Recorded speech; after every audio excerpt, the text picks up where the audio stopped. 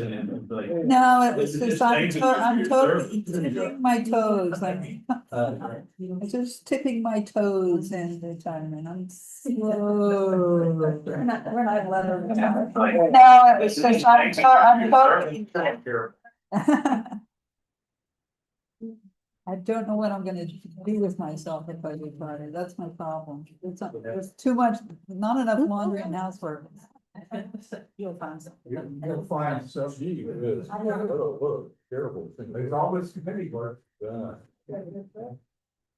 know, Keeps us out of trouble in that time. Okay, I'm gonna use the restroom. We're good to go for. I'm just not busy up. You know. I know. In my door, so. You are. See, I said. well. Thank you, everything, and be here. Thank you, some.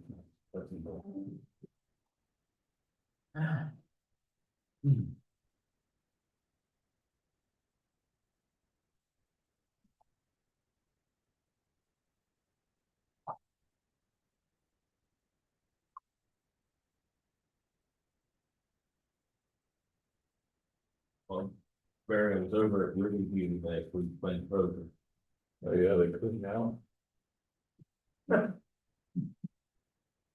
Who'd you play with? Benny. You know, but, you know, somebody from, another guy from, Riverman. Big stakes.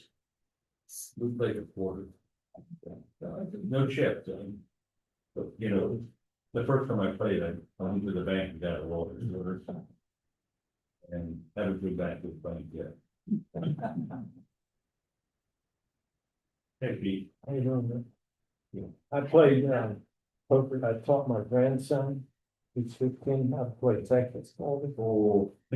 And he was at the beach with us this past week and he trash talking really got bad. You know, because the last two times we played, he's taken my money, my initial $20, and then I've had to buy in. And so when I buy in and take my initial 20, you know, he just laughs and laughs. And well, this time it was my turn. So you get. I took it, yeah. And so the trash talking has still continued.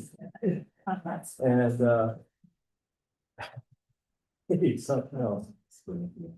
But I also told him, I said, you know, Brendan, I spend less money playing 5 hours of poker with you than I would 30 minutes down at Funhouse. So it's cheap entertainment.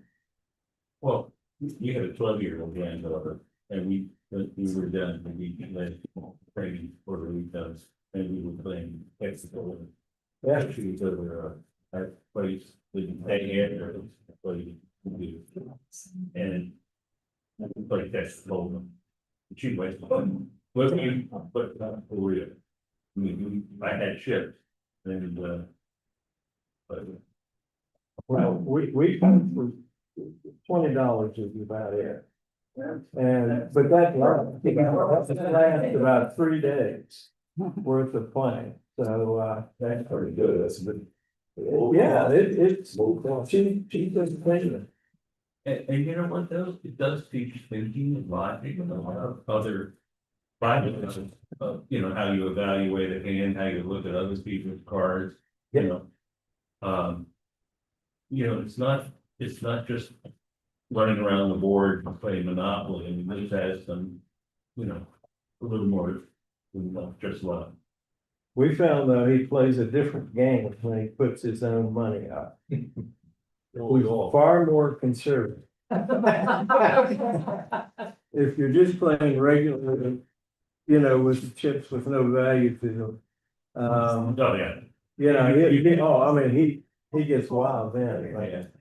when it's his $20. That's too kind. Okay, let's, our Zoom members are on board. Yes, Lynn is on board, what's his name? Marcelo. Marcelo, thank you. He's not here yet, but he did say he would be joining on Zoom. That was not, yeah. No, you can talk about it if you'd like. You know that man, German. Oh, no, I wasn't even thinking that. Okay.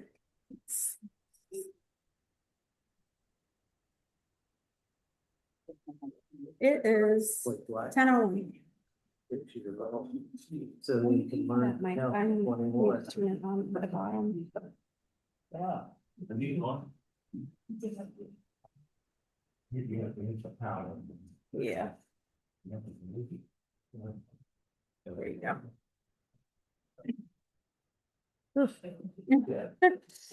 Simoki. Okay, everybody, we ready to go now? It's 10:02. I'm gonna call the, Dawn 28th meeting of the LWBA Budget Finance Committee meeting to order. And, let's look immediately at the, draft agenda. I got a motion to approve it. Second, anyway, Okay. all in favor? Aye. Um. Take a look at the draft minutes. From June 23rd meeting. Could I get a motion to approve those? And a second somewhere? Second. All in favor? Approved. Okay, resident comments. Do we have any residents who would like to speak? Hopefully briefly on the agenda items? Okay. Please come forward. And if you would, please state your name. Oh, Please, don't ignore that. don't fight over it. Good morning, my name is Mark Microphone. Maggio from Magnolia South. On the schedule you have is about bus stop, which you know I'm an advocate for it. I don't know if you're gonna decide today or it's in its work, what's gonna happen with the bus. As far as taking a day away or changing the bus company. You know, I can't say anything right now. But I hope it's in the right direction for the bus rides. Anybody want to ask me anything? Because I don't know what you're going to, be deciding. Speak up, please. Okay. There's. I'm trying to find the microphone right now. Oh, There's no time. there was no more. I think Susie's been. Didn't have my coffee.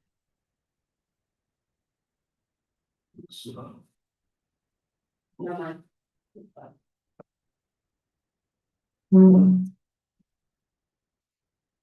Thank you, Paul. Okay, I've got to get going first.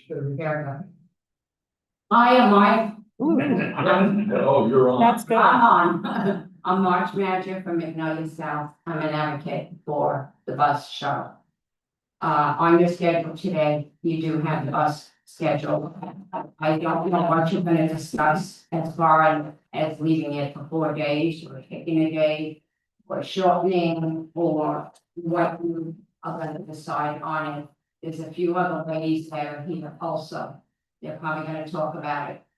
Okay, so, I don't know if you wanna ask me anything, I probably will talk at the end of whatever you're gonna discuss regarding the bus. Okay, I don't think we're gonna do questions. Okay, all right, thank you. Yeah, next, why don't we have the next person here? Marina? Where she's, I'm Priscilla Samet, All right. and I'm currently over at Blue Ridge. Been in the community since 2003 and paying with the monthly fee for bus service, which I thought I would never use. I don't see any old timer faces on here, but there are a lot of us in that category who feel the same way. The bus is a lifesaver now. if there were limited bus service or whatever, we would be able to order food.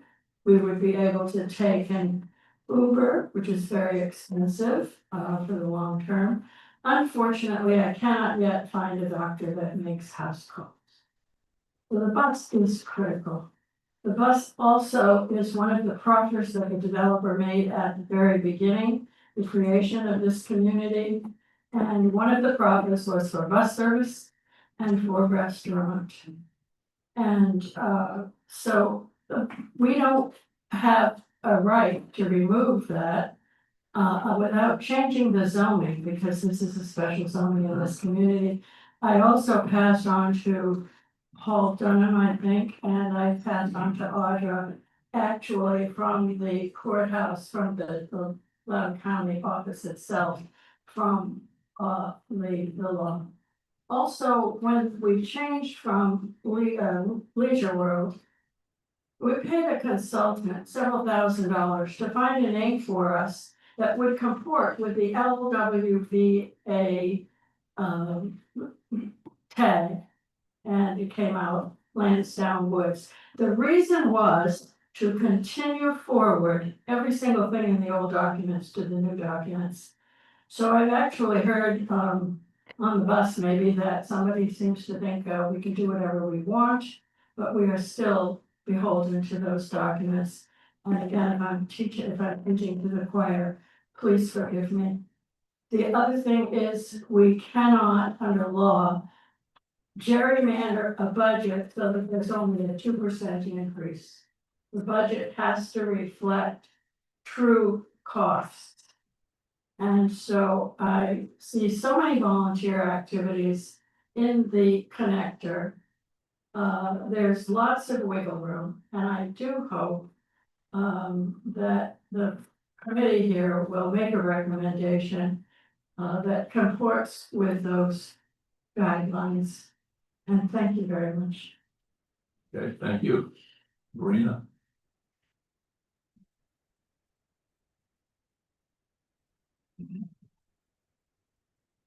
Good morning. Does this work? Okay, good morning. I also am an advocate for the bus, but I'm an advocate of right sizing it. And I have not heard many, if any, arguments of eliminating it, but what is the right size? So I feel, I've listened, viewed last month's committee meeting, and I listened to someone try to suggest to the general manager that we look at this in a more in-depth fashion. This is not a renewal of a contract like your landscaping. It's a issue that I think is actually linked to the strategic plan. So regarding our proffers, we made a statement that we would provide a bus, but I think if you look at the proffers, it doesn't say any place that whether it's 1 day, 2 days, 3 days, or 4 days. Now, as I said, I've listened to the committee meeting and someone was suggesting that we should have a more in-depth look at this. And that we should look at ways that we make it efficient. I've heard, well, we've done this year every year, we've always come to the same conclusion. Well, when I viewed the meeting, it seemed to me like it was the general manager who was a roadblock in looking at this in a more comprehensive fashion. I'd like to compare this to the EV chargers. So there's been some complaints about recently that I've heard online about people complaining about the EV chargers that are not adequate. And I defended LWVA because the EV chargers are only used or provided to a small subset of the community. And my view is when an amenity or a service, which the bus is, then you gotta right size it proportionate to the amount of people who are using it. I understand there are 1,700 residents here. And we don't even know the true number of bus rides, but we know there are 18 rides. I'm no math major, but I went on Copilot last night, it told me it's 1.6%. 1.6% of the community is using the service. Now, I listened to the board meeting. And one gentleman said, one board member, oh, we need to keep it at 4 days because people can only, take, buy one bag of groceries a day. Now, how backward looking is that? When I have copied the committee, there are well more than 25 grocery services, online services. Some of them, one of them even free for people who are on Medicaid, some of them are $100 a year where you can like call Harris Teeter and they'll send you the groceries. So should we be having seniors who, the gentleman may not be in tune, but a lot of elderly women have osteopenia, osteoporosis, climbing the bus day by, 4 times a week to buy their groceries, should they be going out in sub-freezing weather? Or should this community try to help people understand how they can help themselves? I've also heard a lot of bogus arguments from the pro 4 days a week crowd. Like, for example, if the bus does not show up. I submitted a freedom of information request to Loudoun County, the response today. The reliability rate for both pickups and, the pickup and the return is 95%. There are also other options. There aren't that many non-emergency transportation options with regular insurance. Medicare Advantage, the Anthem does have, transportation for non-emergency medical, transportation. That's another thing that, the community could be helping these people say, hey, if you sign up with Medicare Advantage, because there could be a day when the bus is not running and you may need to have some transportation, so I believe the community should serve as a resource. There's also, when I viewed the one of the past board meetings, I saw a lot of people with wheelchairs and walkers. Well, those people would probably qualify for the paratransit program. Then there's scared. I hear it's too restrictive, oh, you have to qualify. Well, I looked into the numbers. Please don't quote me on the exact number, I may have related in correspondence. But if you make less than about $82,000 or $83,000, you should qualify for CareNet. And that's just another example where I think we should be looking at this comprehensively. I have not heard anybody saying cut off the bus, but I think 2 times a week would be sufficient. Thank you. Anyone else?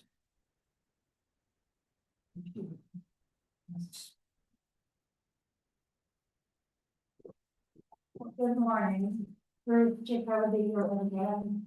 I really wasn't planning to speak, but here I am. That bus service is vital to us in so many different ways. 1 or 2 days a week makes it really difficult to make doctor's appointments.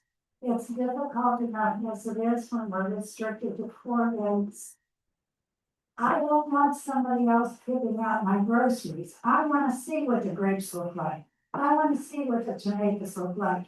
I want to buy 2 bananas. I don't want to have to get a whole bunch of bananas because that's the only way they will deliver them. In addition to that, that bus is a wonderful, wonderful social outlet. It's an opportunity to get out of my condo, get my carcass moving, and do some things on my own that I don't want other people doing for me. Please consider that. This is a vital service. Also, I want to reiterate something I had said at the previous meeting. Someone suggested that the people who ride the bus paid for the bus. I moved here in 2011. I have been paying for that bus every month since January of 2011. So please don't hack on additional charges to provide a service that you are, I believe, required to provide. Thank you very much. Thank you.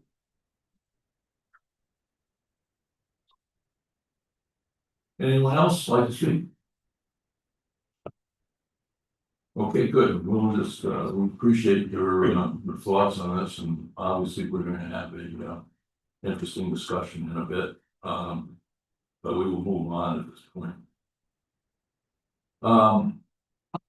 The only comment I have is that, we have a lot of work to do today, and, I'm gonna try to move it through as fast as I can, but I also want to give everyone a chance to be heard, so, that's a little tension there, let's see what we can do. David? Treasurer's report in your packet, Page 4, page 4. sorry about that. It's been modified quite a bit. We're trying to provide as much information as we can for the community.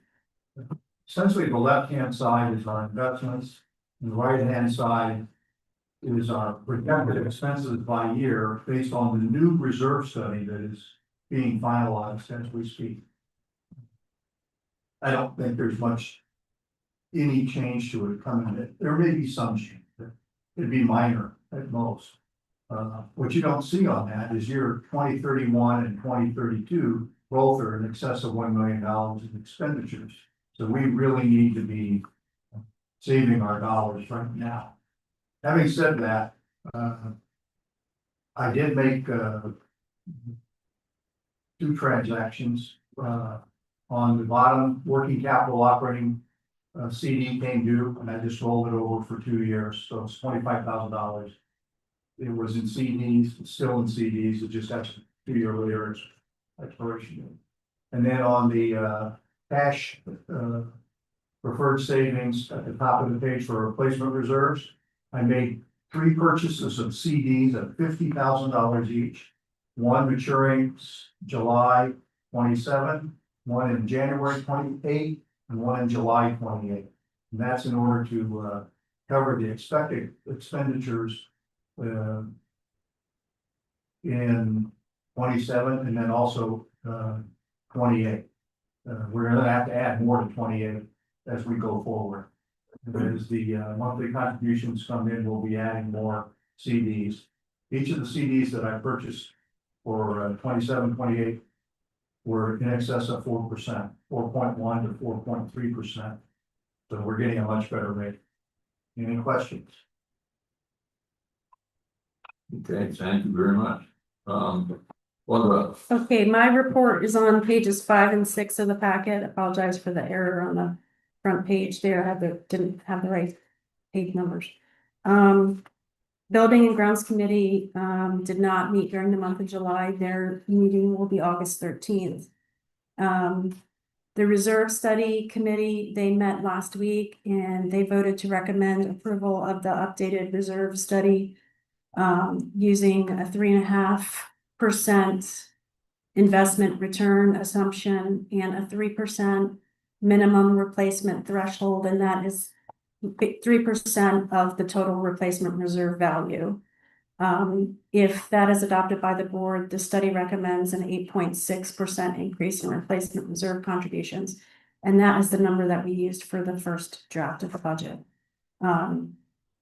Other things, just things that were approved by the board last month, July 1st, or it's still this month, but at their last board meeting, they approved policy resolution number 33, which is the purchasing goods, procurement of services and competitive bidding. That revised policy resolution was approved. Approved the garden plots to be replaced in the fall by David R.R. Construction for $17,360, a replacement reserve expense. Approved an architectural design review for a unit in Potomac Ridge, and formation of an ad hoc strategic planning committee, which at their next board meeting, they will appoint the members of that committee. And there's a few other updates in there. Are there any questions on my report? Yes. I want to make sure I understood what you said. The reserve requirement is assuming a 3% return on the investment. 3.5. 3.5. Mhm. Now, look, if you look at David's report they just gave, that seems to be low for right now. It doesn't predict what it's going to be in the future, but assuming that we're using 3.5%, I think makes much more sense to use a different number that would really properly represent the return that we receive. Well, that's the recommendation from the Reserve Study Committee. The reserve analyst initially had a conservative number. He was using 2.5%. So, Okay, where do they live? I mean, that's not reality. well, We haven't seen 2.5% for about 4 years, yeah, you don't know what you're gonna see next year or the year after. but you look at our return, That's no longer operative anyways. I'm sorry? The 2.5. Yeah, Not, let's work with the numbers that we have, because this is the portfolio that we have right now. It's not subject to any, it's current. I understand that. So we're talking about passing on the cost to all the buildings based on an assumption I don't think is realistic. Okay, well, I mean, that's the recommendation of that committee. I can't change their recommendation. That was their recommendation. Well, I think we can talk about it later, but I think that's, I just want to make sure I understand the report. And your report is, this is the reserve committee, it's their report. And did they provide any detail to support their numbers? Barry, do you want to speak to that? I mean, or David, you guys were a part of that committee in the meeting. Okay. Actually, I was, I kind of sympathize with what you said. I thought 3.5 was a little bit low myself. Given we're getting, 4% now, and actually probably a little bit in excess of that. But, I don't have a vote on that. I didn't have a vote, neither did David. And, the folks on the committee thought 3.5 was, lower it is now, but they wanted to make sure we didn't overestimate. They thought it was probably better to under than over, I guess, and that's where we ended up. And there isn't much we can say or do about that right now. The board will be, I guess, there's a resolution looking for the board, or the recommendation looking for the board to accept these numbers. And the board may choose not to, but Doesn't this committee have it, when we review the budget line by line, we can comment and make the changes to the budget? we could comment. We could comment. I mean, I thought our comments then go to the board of members for their approval. Well, we can do that. If the committee would like to, maybe we can even take a vote on it. Well, I'd like to say, that's premature, based on the agenda, but I certainly think it's something we can consider. Well, okay, let's consider, we're gonna be hitting the budget pretty soon, I hope, and, it's I think it's in the package. it is, Mhm. that's right. Well, that's what I have to say, anybody else like to chime in here? If not, anything else for Audra? Thank you, Audra. Welcome. Thank you. You're the messenger. Okay.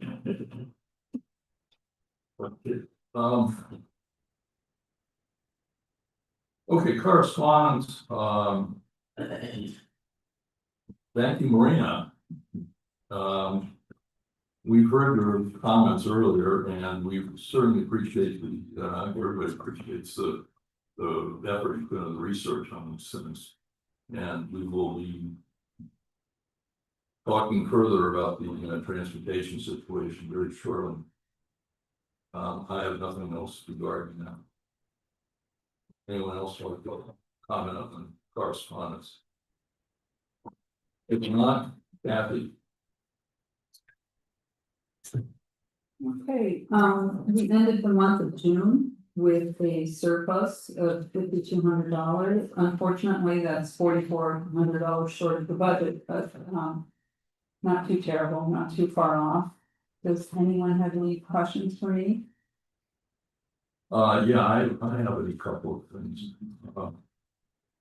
In your write up here, there was other income. That must be a misstatement here somewhere. You said unfavorable 6. Oh, you know what? I probably didn't update that. That's, yeah. Those are probably last month's numbers. I changed the top and then I forgot to do the other, sorry about that.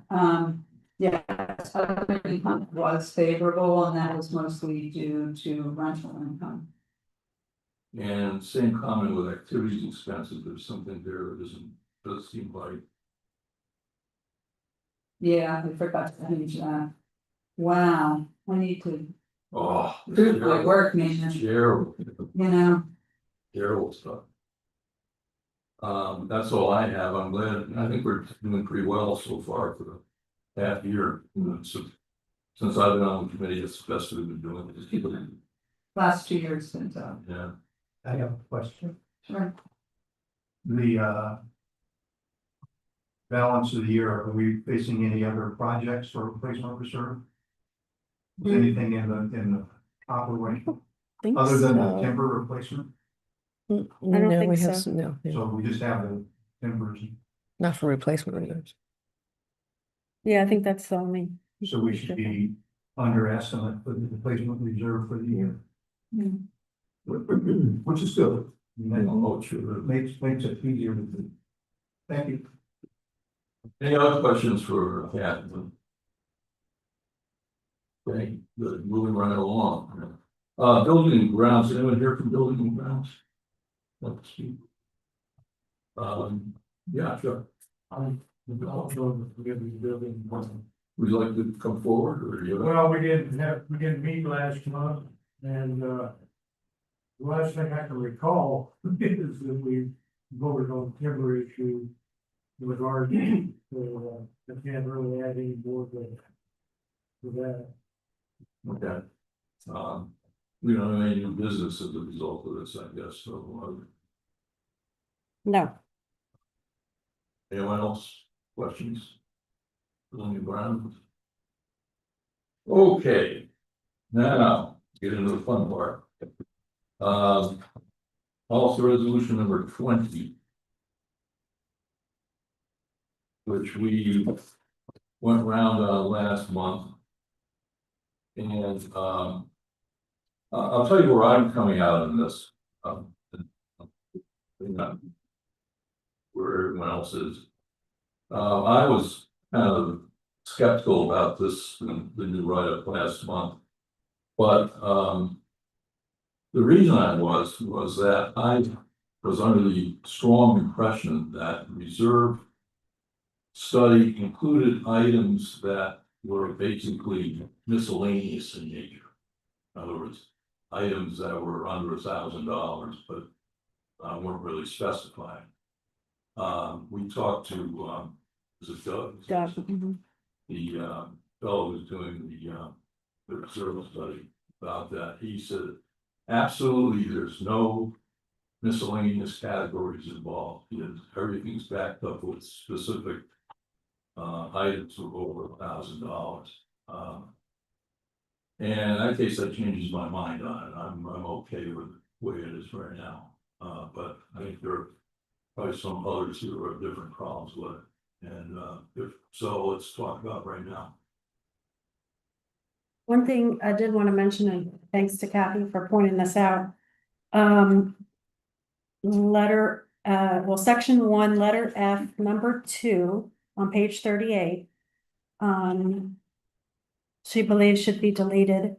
And that's where it says component systems and groups of similar components with current replacement costs of less than 1,000 should be in the study, but at a reserve value of 0 and not funded.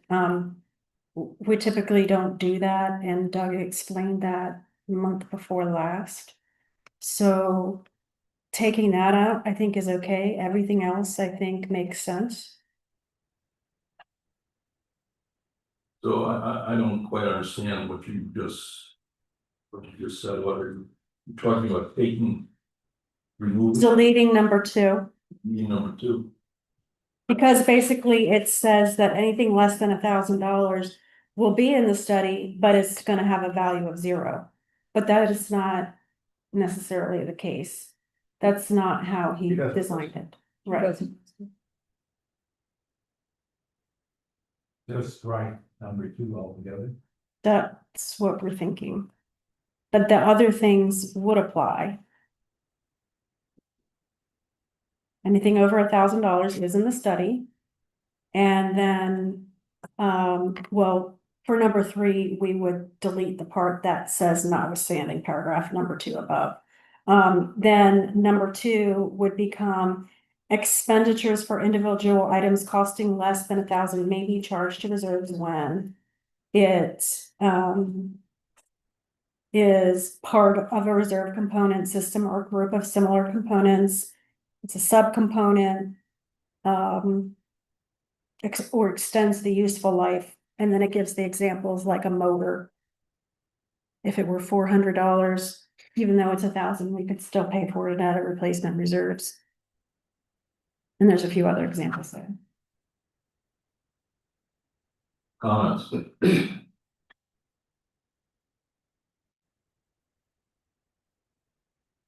No one? Bob, no anything?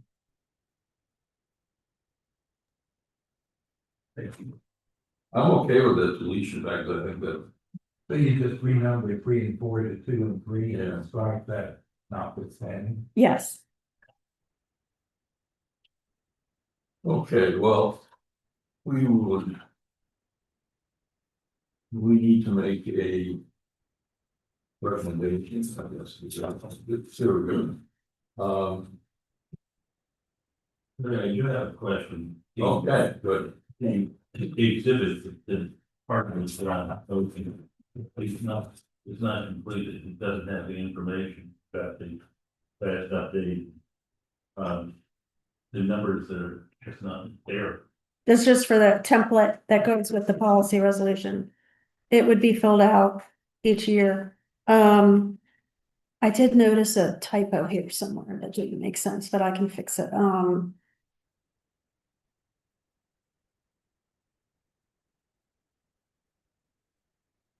Yeah, there was a typo somewhere, but it was minor. But that's why there's no numbers in there. This isn't communicating to you where our replacement reserves currently stand. It is an exhibit to this policy resolution and basically saying each year when we do the budget, there are certain things that we have to disclose to the members. And those things are in the exhibit. It just makes it easier to know what those things are and just have this filled out every year. In the package, when we're looking at the budget, is this document filled out somewhere? Not, well, to some extent in the narrative, on page, it'll be on the last page, 72. There's a note there with reference to the replacement reserve balance and so forth. Having this form would make it easier. That's my point. Mhm. So, I mean, we're about to consider the budget.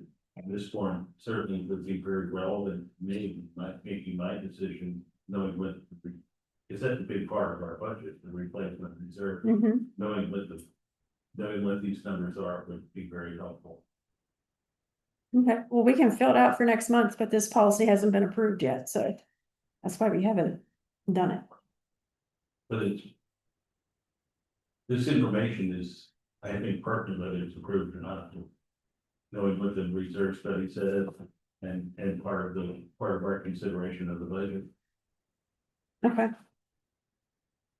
And I appreciate that it's not approved yet, but and it certainly would support my vote that the document like this doesn't exist and we have it. So Okay, well. I think we need to get a motion here. Proposed motion. Is that okay as it's written, if we're gonna make this deletion? say as amended. That's what I'm doing.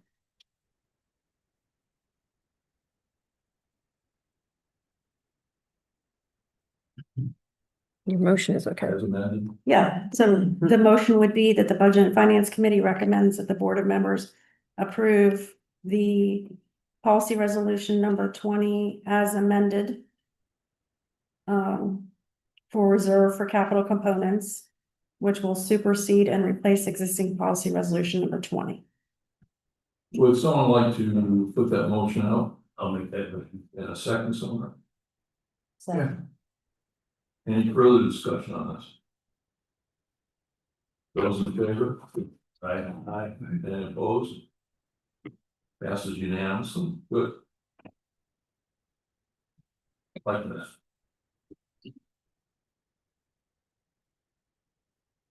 Now we can get into the, well, this is, the next one isn't much fun, but I don't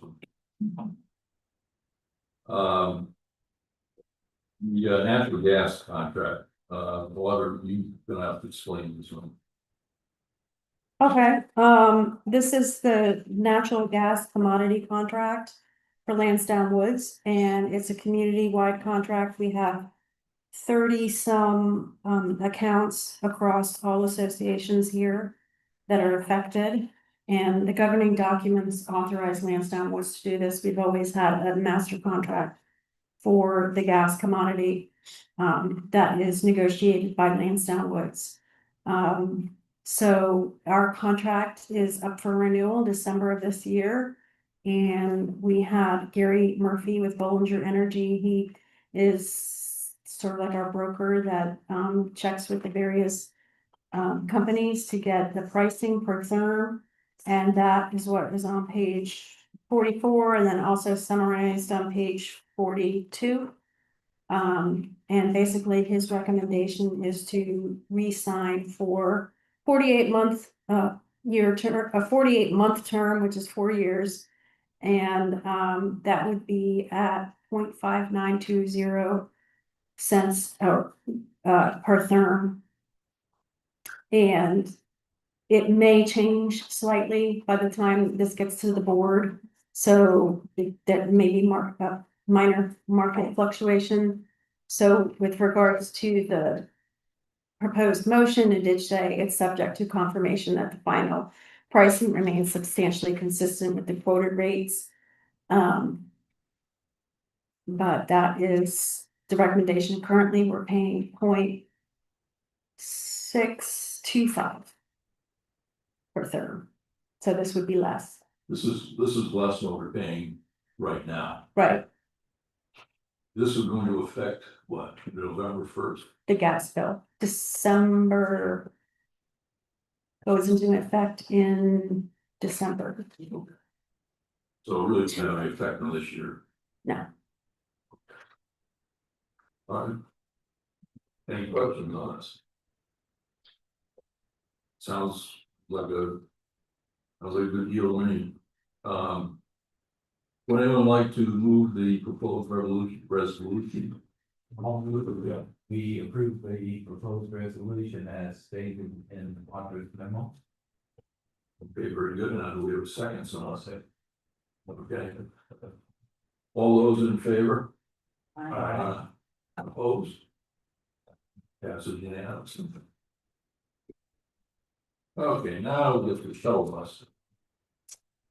And figure out how to handle this best here.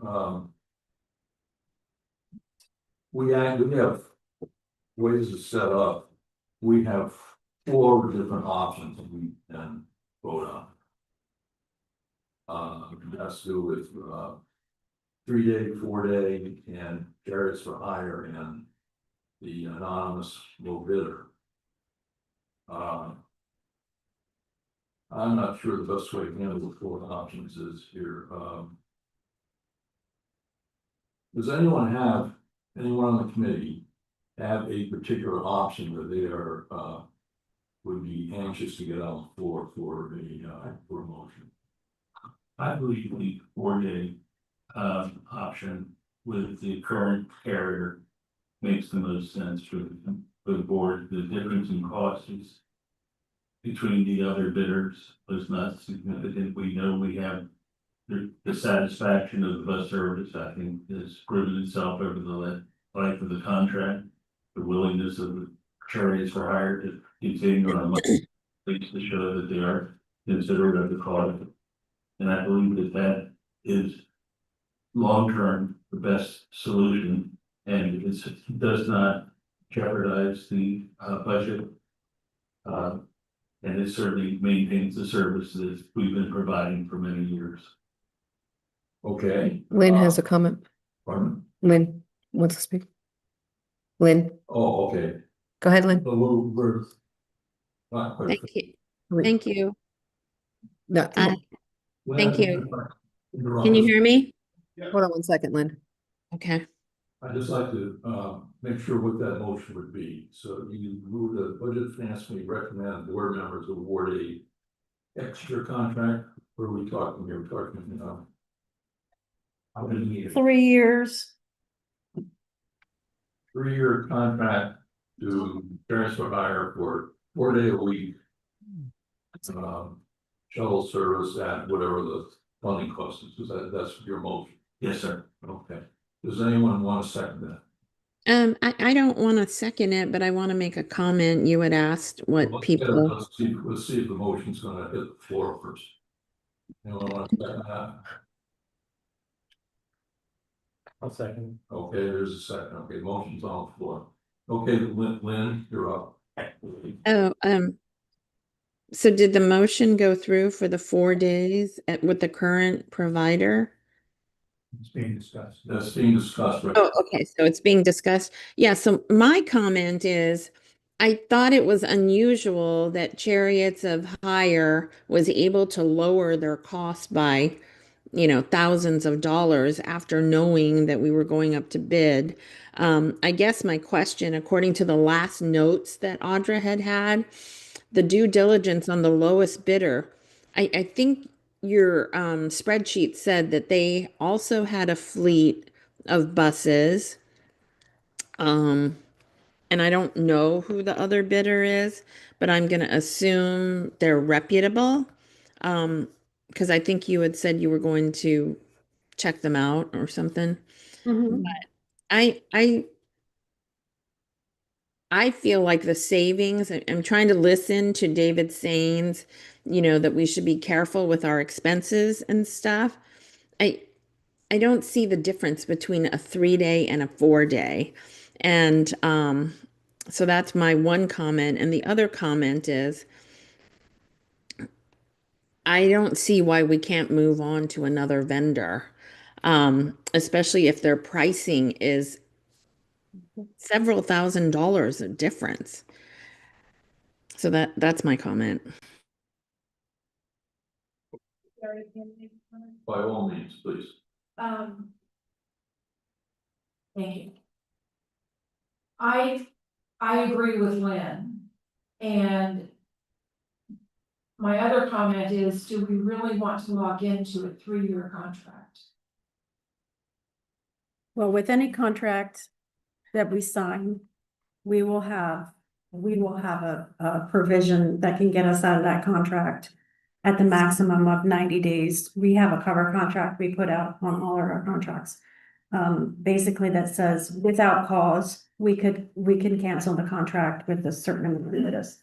And usually that's not an issue with any of these guys. So basically we're locking in the price, but not locking in the commitment if the service isn't there.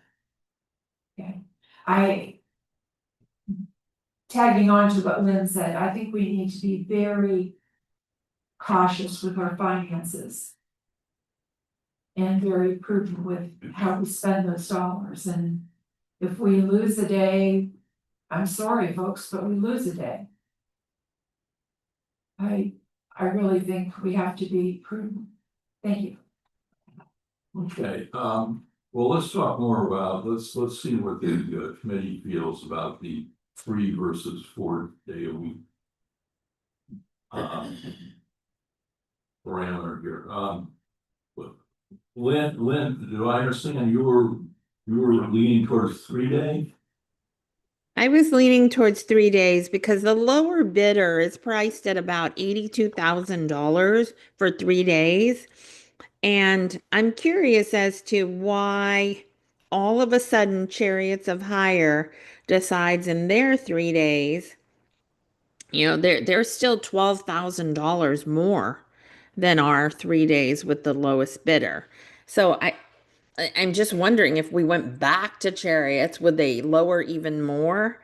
I mean, there's nothing wrong with switching to a new vendor if we've done our due diligence. And 3 days versus 4 days, I get it. I get the doctor's offices are not open on Mondays. Um, but looking at all the correspondence and some of the testimonies from the people who have seen the usage, I don't think it's worth, spending 12 to $15,000 more each year when we have upcoming fees coming up in the reserve study. Audra, can you talk a little bit about how you vetted this, low cost? Sure, we actually asked them to come in and meet with us.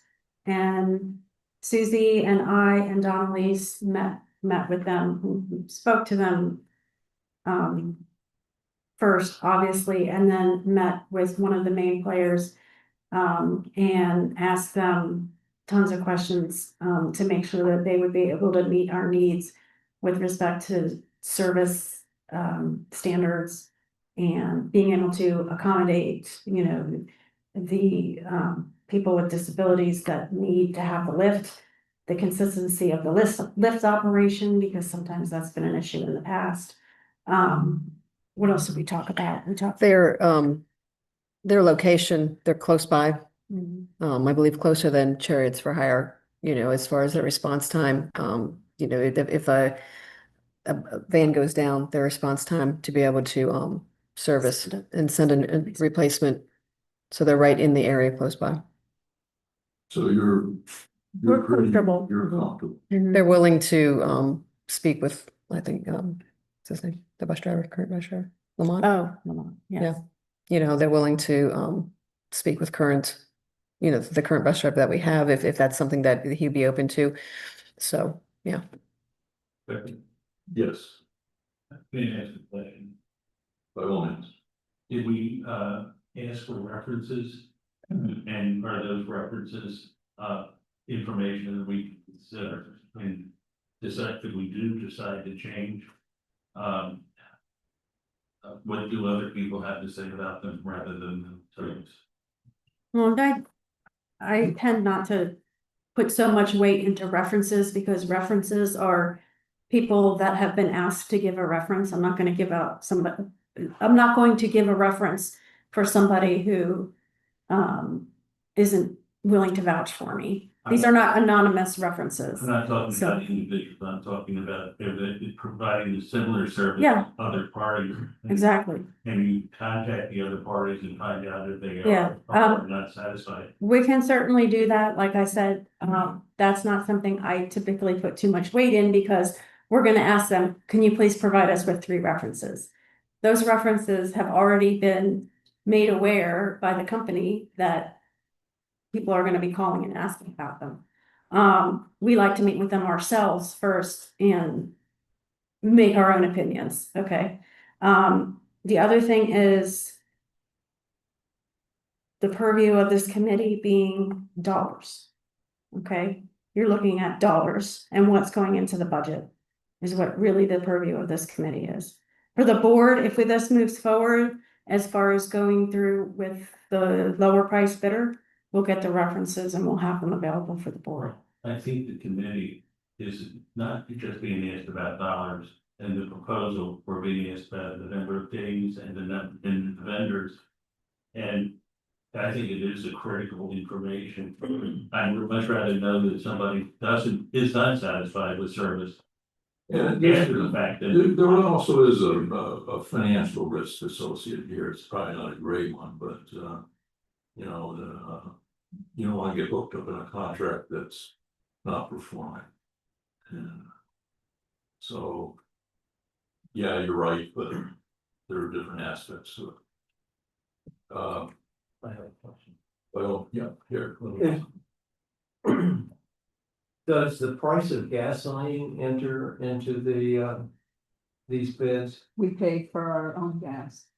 We have a gas card, so they do not provide gas.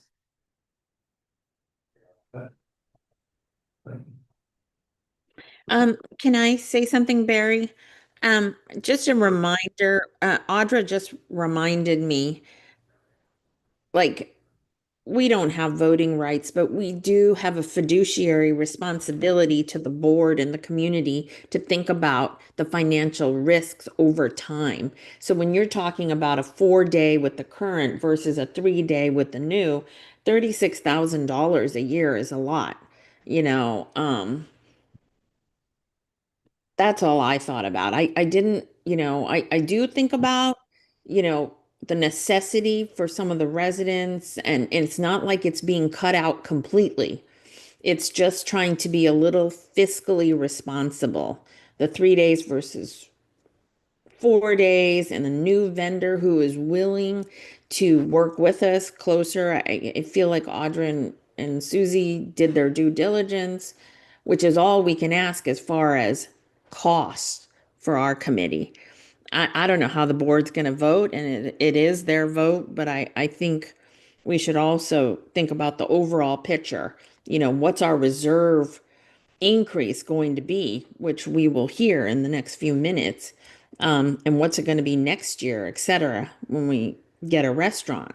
So that was just the only reason why I wanted to point those dollars out. Well, I want to move this back to the 3-day, 4-day discussion with it. What I'm hearing, Lynn and Victoria are more of the 3-day. Is that correct? Any others here who are feeling that way? Yeah, Paul. Well, I'm not necessarily feeling that way.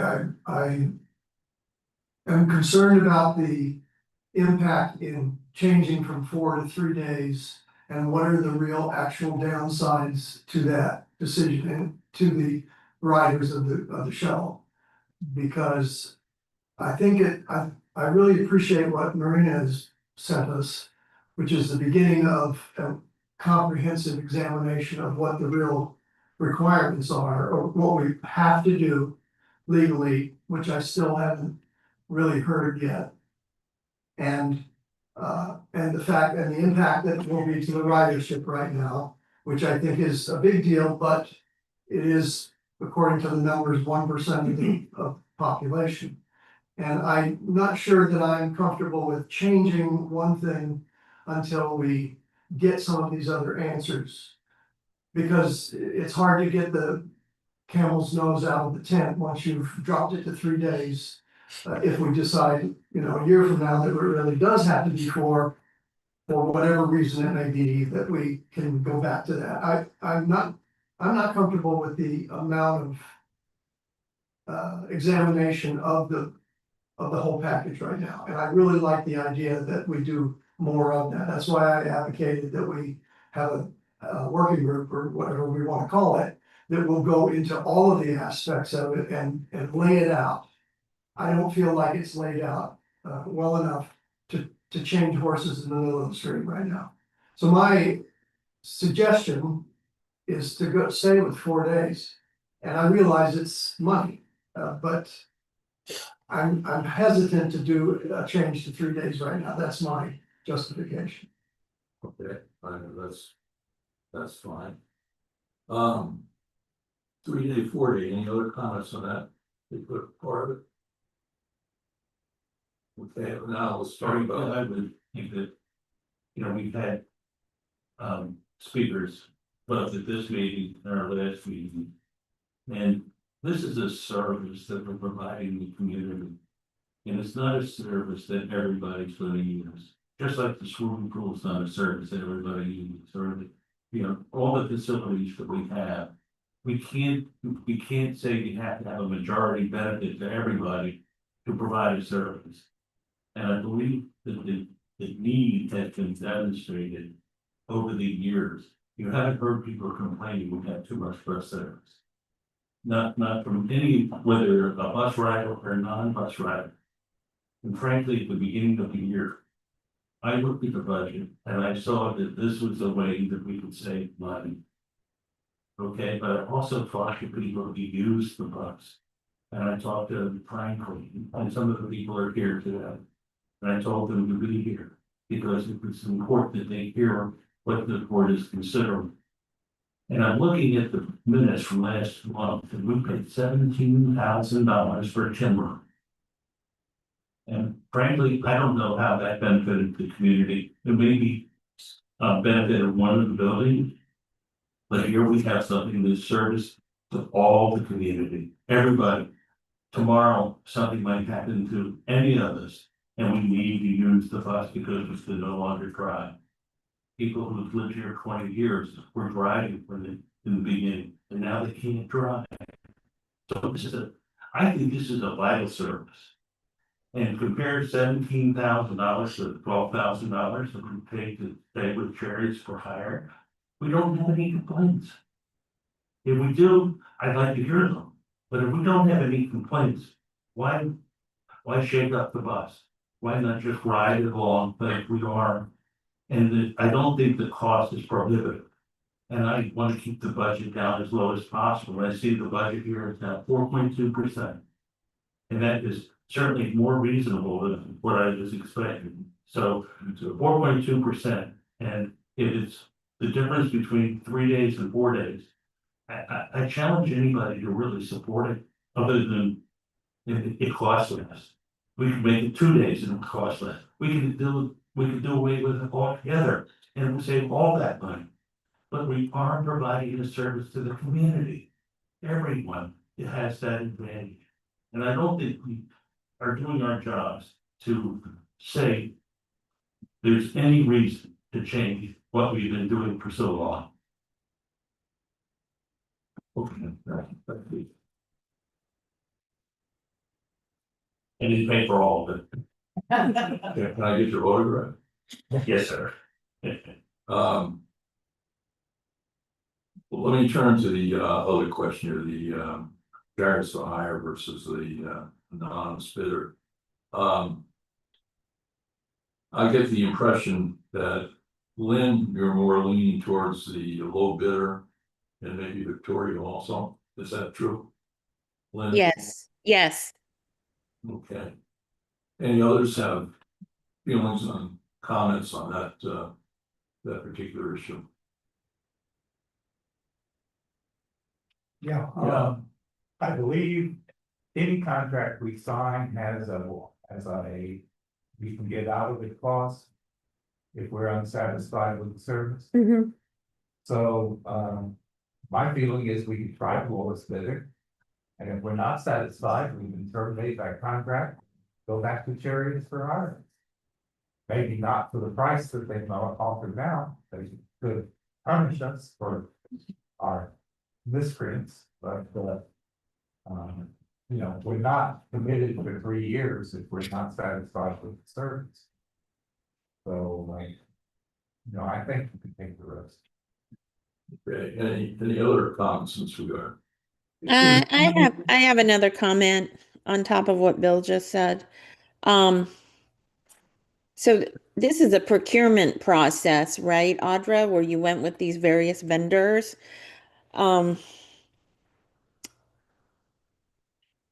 Most often, if you went back to the current vendor, they might meet the price of the lowest bidder.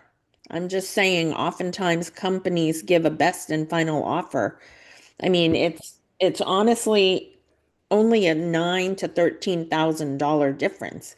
If they dropped their price by another 10 grand, I'm just thinking money, then we could do the 4-day with the current vendor like everyone wants. But it doesn't hurt to ask, especially when they know we're in a bidding process.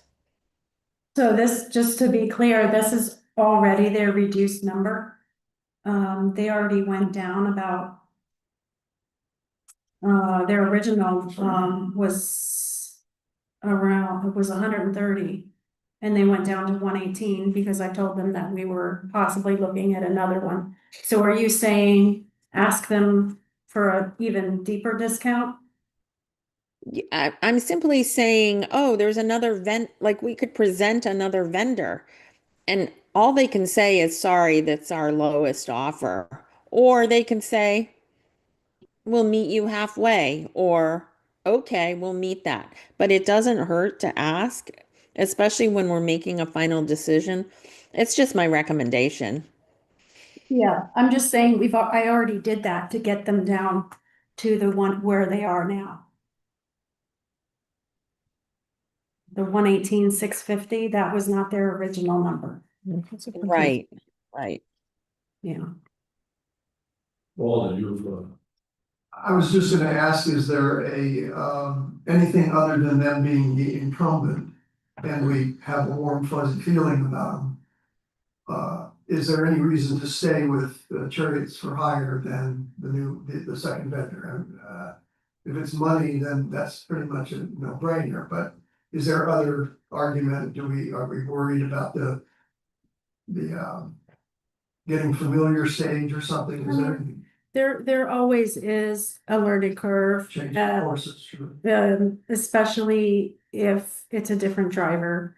They have to learn the community, they have to learn the residents and, and that sort of thing. So, but there is a possibility we could see if the current driver is interested in changing bus companies, just like we did with our security. When we changed our security, we kept Anna.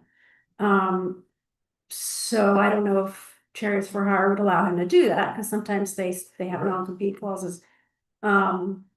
Because everybody seems to be happy with the current driver. There have been bumps in the road with Chariots for Hire. It hasn't always been peaches and cream since the beginning. There was another driver for some time that we were having some issues with, but since we've had Lamont, it's been great. We haven't had any complaints. Except for when they have a substitute bus driver, we have issues with the substitute bus driver being able to operate the lift. And so that's been an issue. So it hasn't been perfect, but I mean, overall, we've been okay with them. Audra, has the lowest bidder, since we don't know who it is, have they driven their buses to senior communities? Do you know? He does. Yeah, he does. I don't He remember does. which. I don't remember which ones, but they're familiar with senior communities. And with regard to the training, we did ask them about with their drivers, because we mentioned when we had a substitute driver, we had, issues with them not knowing how to operate things. And he did mention that all their drivers are trained before they're sent out. They're all trained on how they do everything and are in direct contact with them, but they are familiar with areas much like ours. Yes. I mean, they all say that. I know. Chariot Yeah. said that. Yeah, well, Chariot said their drivers are trained, and then we get a guy that can't operate. wasn't trained. So, yeah, so you never know what you're gonna get. But they don't, yeah. There's an element of risk. I think, we've exhausted this for the time being. I'm gonna call for the vote on this motion that's on the floor. In case we've forgotten what the motion is, it's basically the status quo. It's a 3-year contract for, option 1. 3-year contract for 4 days a week. And, with the, current incumbent Chariots for Hire.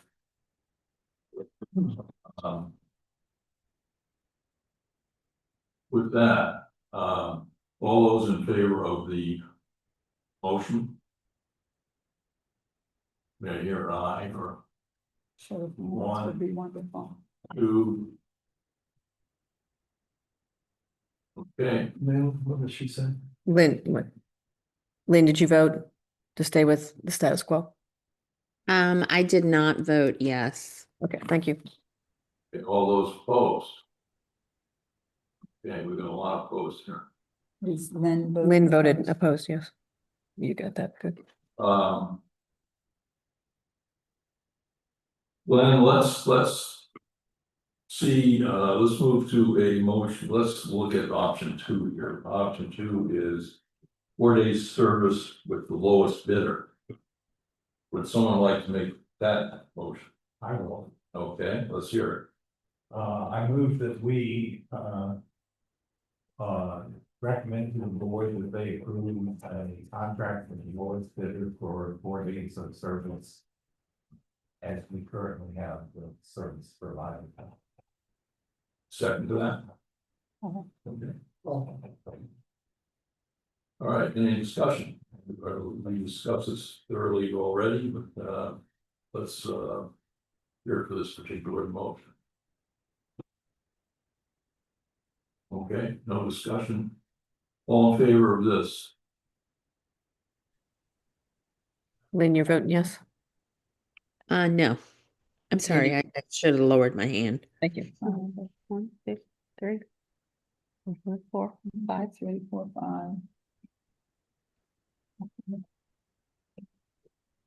I believe that passes. And then no, just for the record, can we get the no's or abstentions? All those opposed?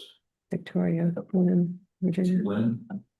Victoria, Virginia. Lynn, and Virginia said no. I don't think we saw it. He's not, He never came. no, he never came on. Lynn, She opposed to this one. He was opposed to it. To this one, Lynn, Victoria, and Lynn, Victoria, and Virginia. Virginia said no, Okay. but it still passed. So Barry, I have you as voting for the second, but you didn't vote on the first. vote, negative.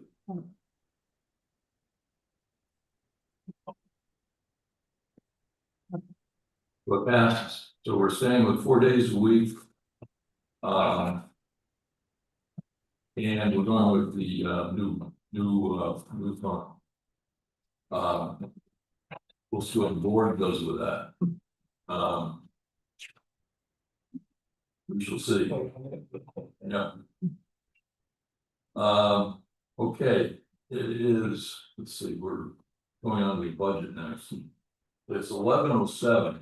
I would entertain suggestions for a brief break, very much interested. Yes. Okay. 5 minute break. Everybody else. Next second. 5 Everybody else. Not a vote. We can take a 5 minute break. Yeah. Cheers, Brock.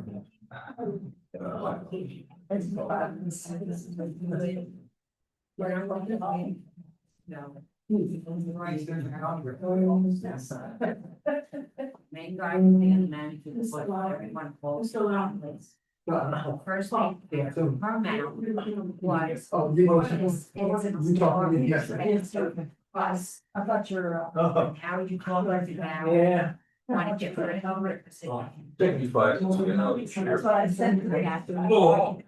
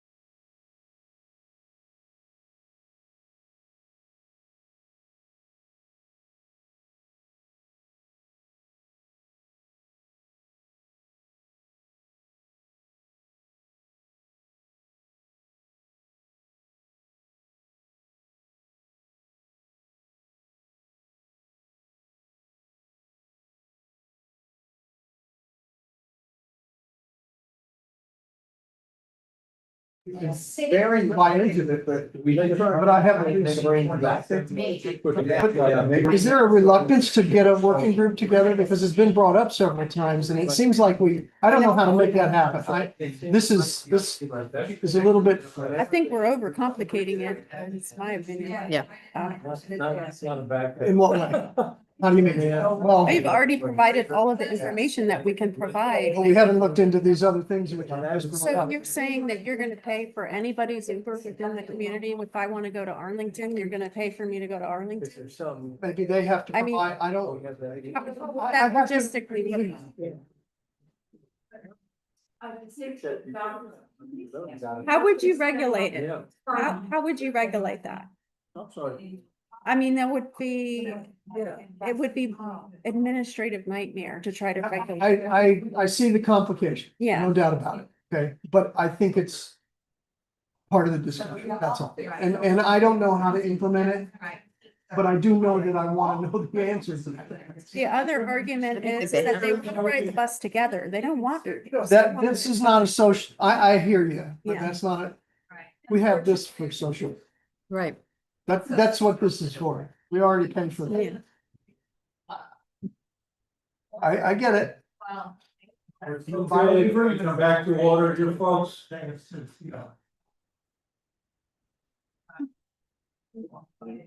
Yes. Okay, this is the budget committee, and we have a budget to take a look at here. Our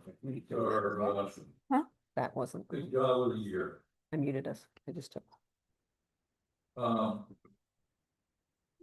Audra, can you talk to us a little bit about what the schedule is here, how this has to be work? Well, we're gonna look at the first draft today, and then you all will ask us to make some adjustments. And we'll make those adjustments and come back again next month, and we'll have maybe a few additional pieces of information. The board will have hopefully had a discussion in August to know what they're thinking in reference to the restaurant, so we'll know if monies need to be put into the budget for that.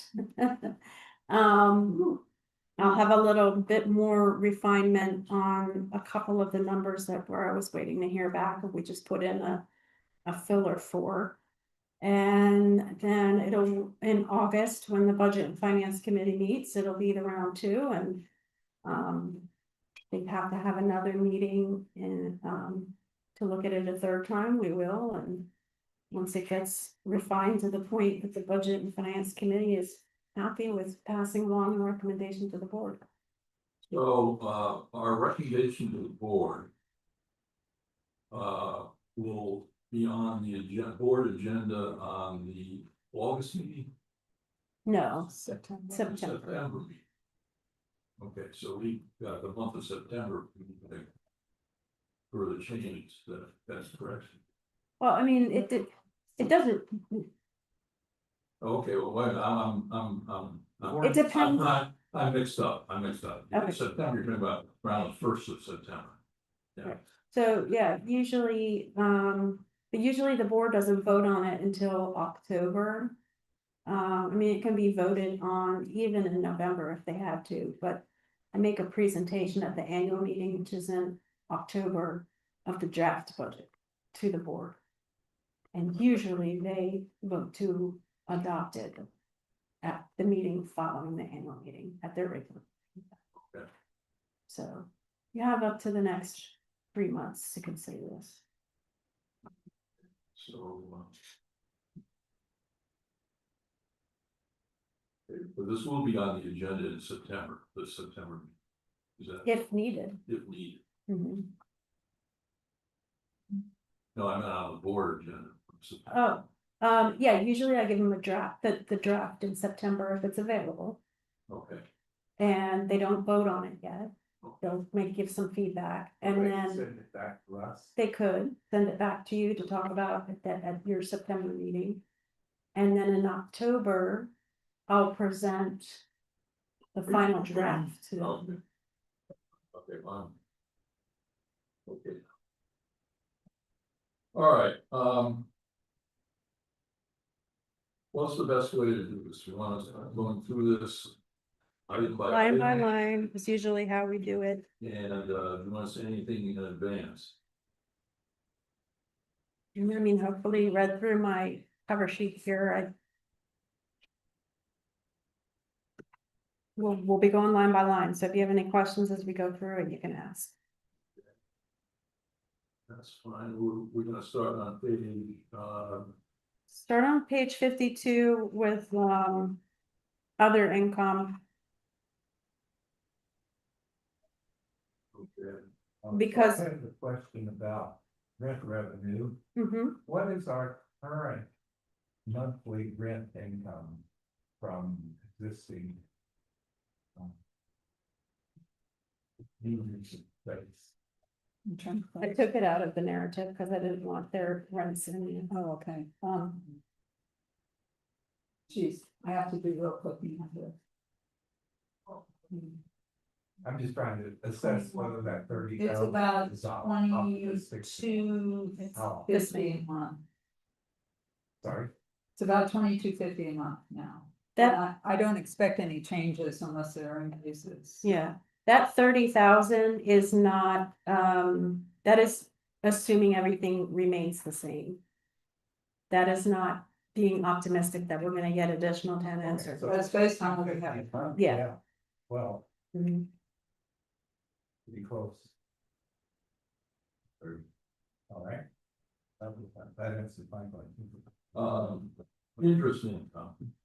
I talked, turned to my friend next to me.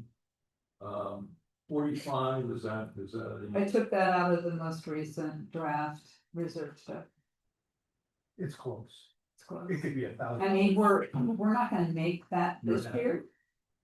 That's what I had in the budget last year, we're not gonna, we'll be close, but we're not, it doesn't look like it, but I took that out of the research study. I was looking at replacement reserve, we probably have more funds in the reserve that earning interest in 27. And we also talked about a little bit higher interest rate. But I'm okay with it, everybody else. And interest, keep in mind, interest for reserves doesn't really affect the budget because it comes in No, and it goes right, out. It right. affects the reserve study, Yeah. the reserve balance, but it doesn't affect our budget. It's not an expense. I apologize, let's do this from page 56 instead of page, whatever page I told you before. Yeah, because this has more, this version has more detail on it. It can show you what the last several years audited numbers are, how much we've spent year to date.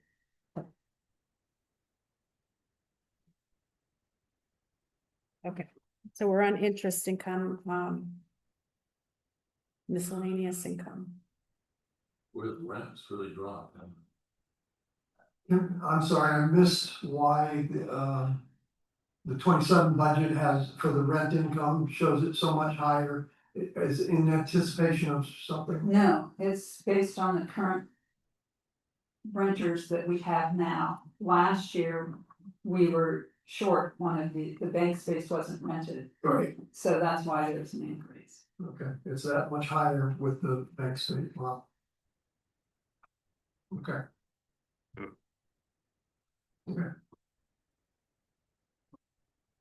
Well, it's not much higher, it's still much lower than when we did have back in Yeah, here. $60,000. Or was that counting the restaurant? no, No. Restaurant So never that- paid rent. Was it anyway. bank? Okay. Never mind. Okay, any more income questions? I did the math on the 45,000 for replacement reserve, that's approximately 4%. Yeah. Of our replacement reserve, which I think, It's gonna be close to that. yeah. And I mean, I think the majority of our assets are invested above 4%, like, Current. current. I bought 3.8 or 2.9 when they were dropped. But I think with inflation, I think you're gonna see You higher. can predict the Fed, we're okay. They're not raising, they're not dropping it anymore, you're talking about when maybe going up, so. Late next year it could drop, so. But I'm only bringing it to my attention of the committee, because when we consider replacement of reserve ignitions or subtraction, that we should consider 4% as a guideline. I mean, we did I'm 45,000 happy this to year. 3.5%, because it gives us an error rate that would.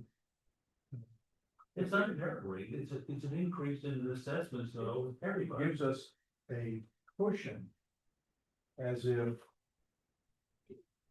It'll actually make a little bit more than we estimate, therefore. If the expenses go up a little bit more, because the expenses on replacement reserves are best guesses. On a project. We had a full pack project this couple of years ago, we just blew it right out of the water. We saved some money on some others. Believe me, the replacement reserves committee was much more aggressive than the engineering company's initial recommendation. Did we get that right? I think that's pretty. And correct me if I'm wrong, but aren't we going to get a program that we can Yes, Mhm. yeah, change these numbers on a yearly basis? yeah. So Kathy's- it's not like it's carved in stone. Well, let's move along the administrative stuff here. And there are two major items, which are, going up, and that's the legal expense and the property and liability insurance. What's the deal with legal? I mean, Well, I mean, it always seems to be, we always seem to run over.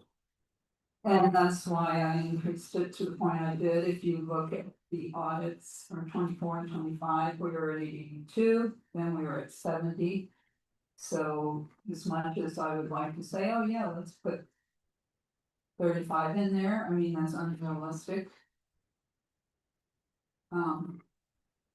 So that was the reason for So that. you're just making this estimate based on history, Yes. okay?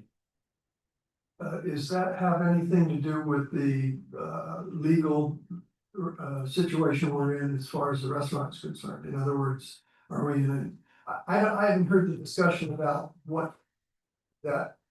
I would assume that's a lot of it, but anytime there's review of anything. Yeah.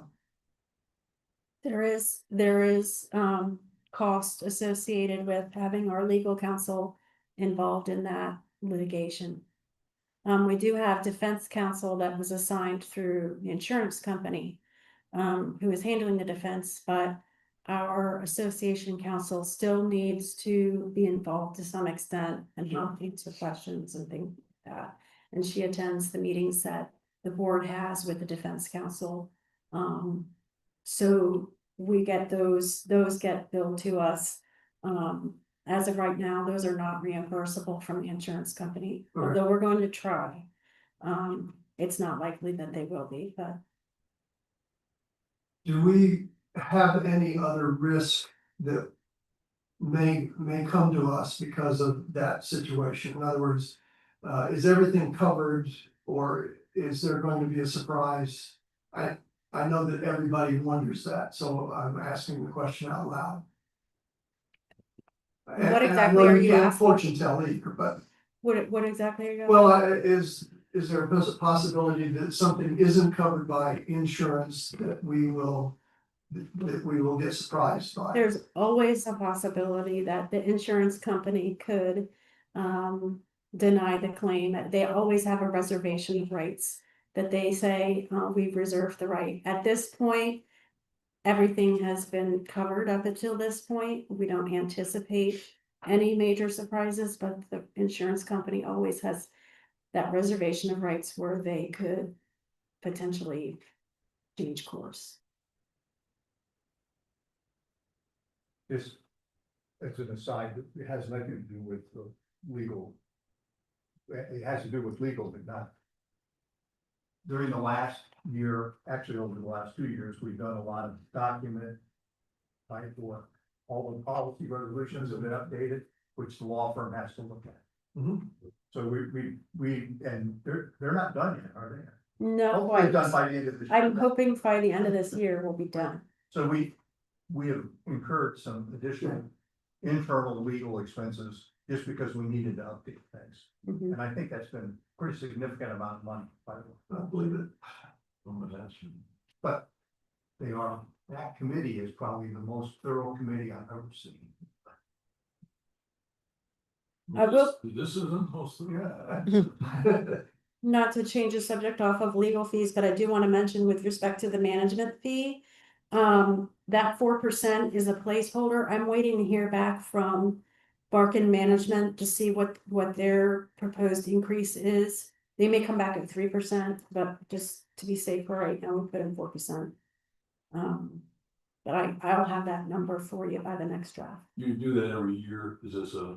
It's usually a 2 or 3 year renewal. Okay, property, now the property and liability insurance, is that gonna be, We had a very large increase last year that Oh, we yeah. had unbudgeted. yeah, We did not budget for. right, Our current cost is more like 52,000. And we budgeted 35,000, so that 60,000 is a potential 15% increase over actual. when would when would that go into effect? The end of the year. And, So runs from January to December, so we won't know. But right now I have it at 15% over actual. and where'd you get the 15%, that's just a guess? Yeah, it's over 50 over actual. 52. They're 15% over 52, so the 52 is actual, the gas is 15%, yeah. Did Nate want you on that? Nate did he give more like 10 to 12 or something like that? But again, the last few years, we've seen really huge increases. I can take it down. So we're, I guess at one point here in 2025, we funded a insurance deductible item. And we haven't done that since. We've never budgeted for it. We've never budgeted for it, that's But we had to pay natural. for it. That was when with the salon leak, Yeah, but we've never budgeted for it. But we did incur that okay, expense. that's the order. Yeah, Okay, that was never budgeted. right. Should we budget for that? No. Up to you. I mean, we have a $25,000. He says no. He says no, okay. All right, We have the same problem in my nose, but where we've had to pay out of pocket for some things, but we do not put it as a line item in the budget because. We started to put a line item in, it's on the grid. Yeah, 50,000. They've had a number of leaks, and so it's just. Because we had a major insurance claim every year. And that's the deductible, 50,000. so is that a reserve item? Is that how you've done it? Yeah, No. it's an extraordinary item, it's after your bottom line, it's an insurance loss paid out, it affects your income statement. It's an unbudgeted expense. So having that. For all intents and purposes, it's coming out of your operating reserve. Yeah, exactly, yeah. Well, anybody else have any comments on any of these items? I don't even. Maybe we can move on from administration. Okay, taxes and licenses, I don't see much to talk about here. Anyone have any questions there?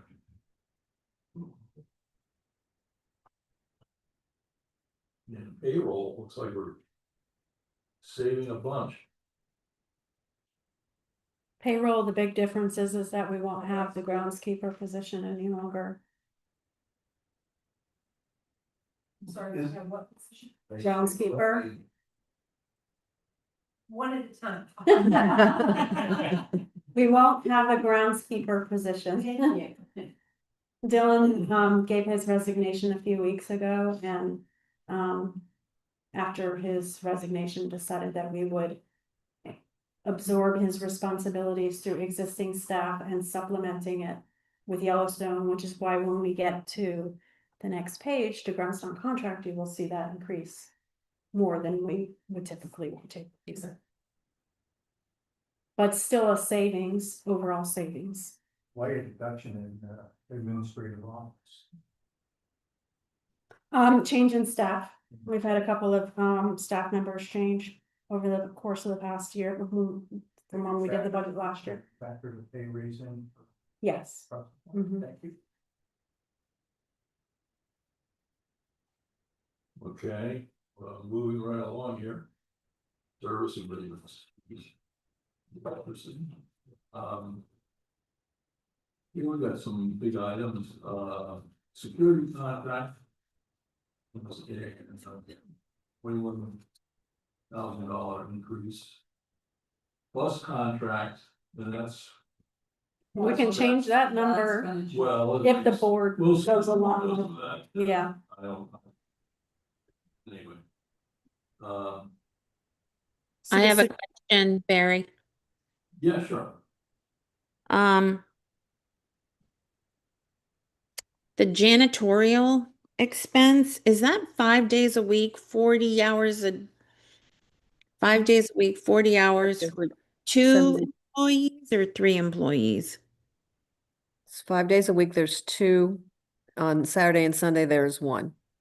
Okay.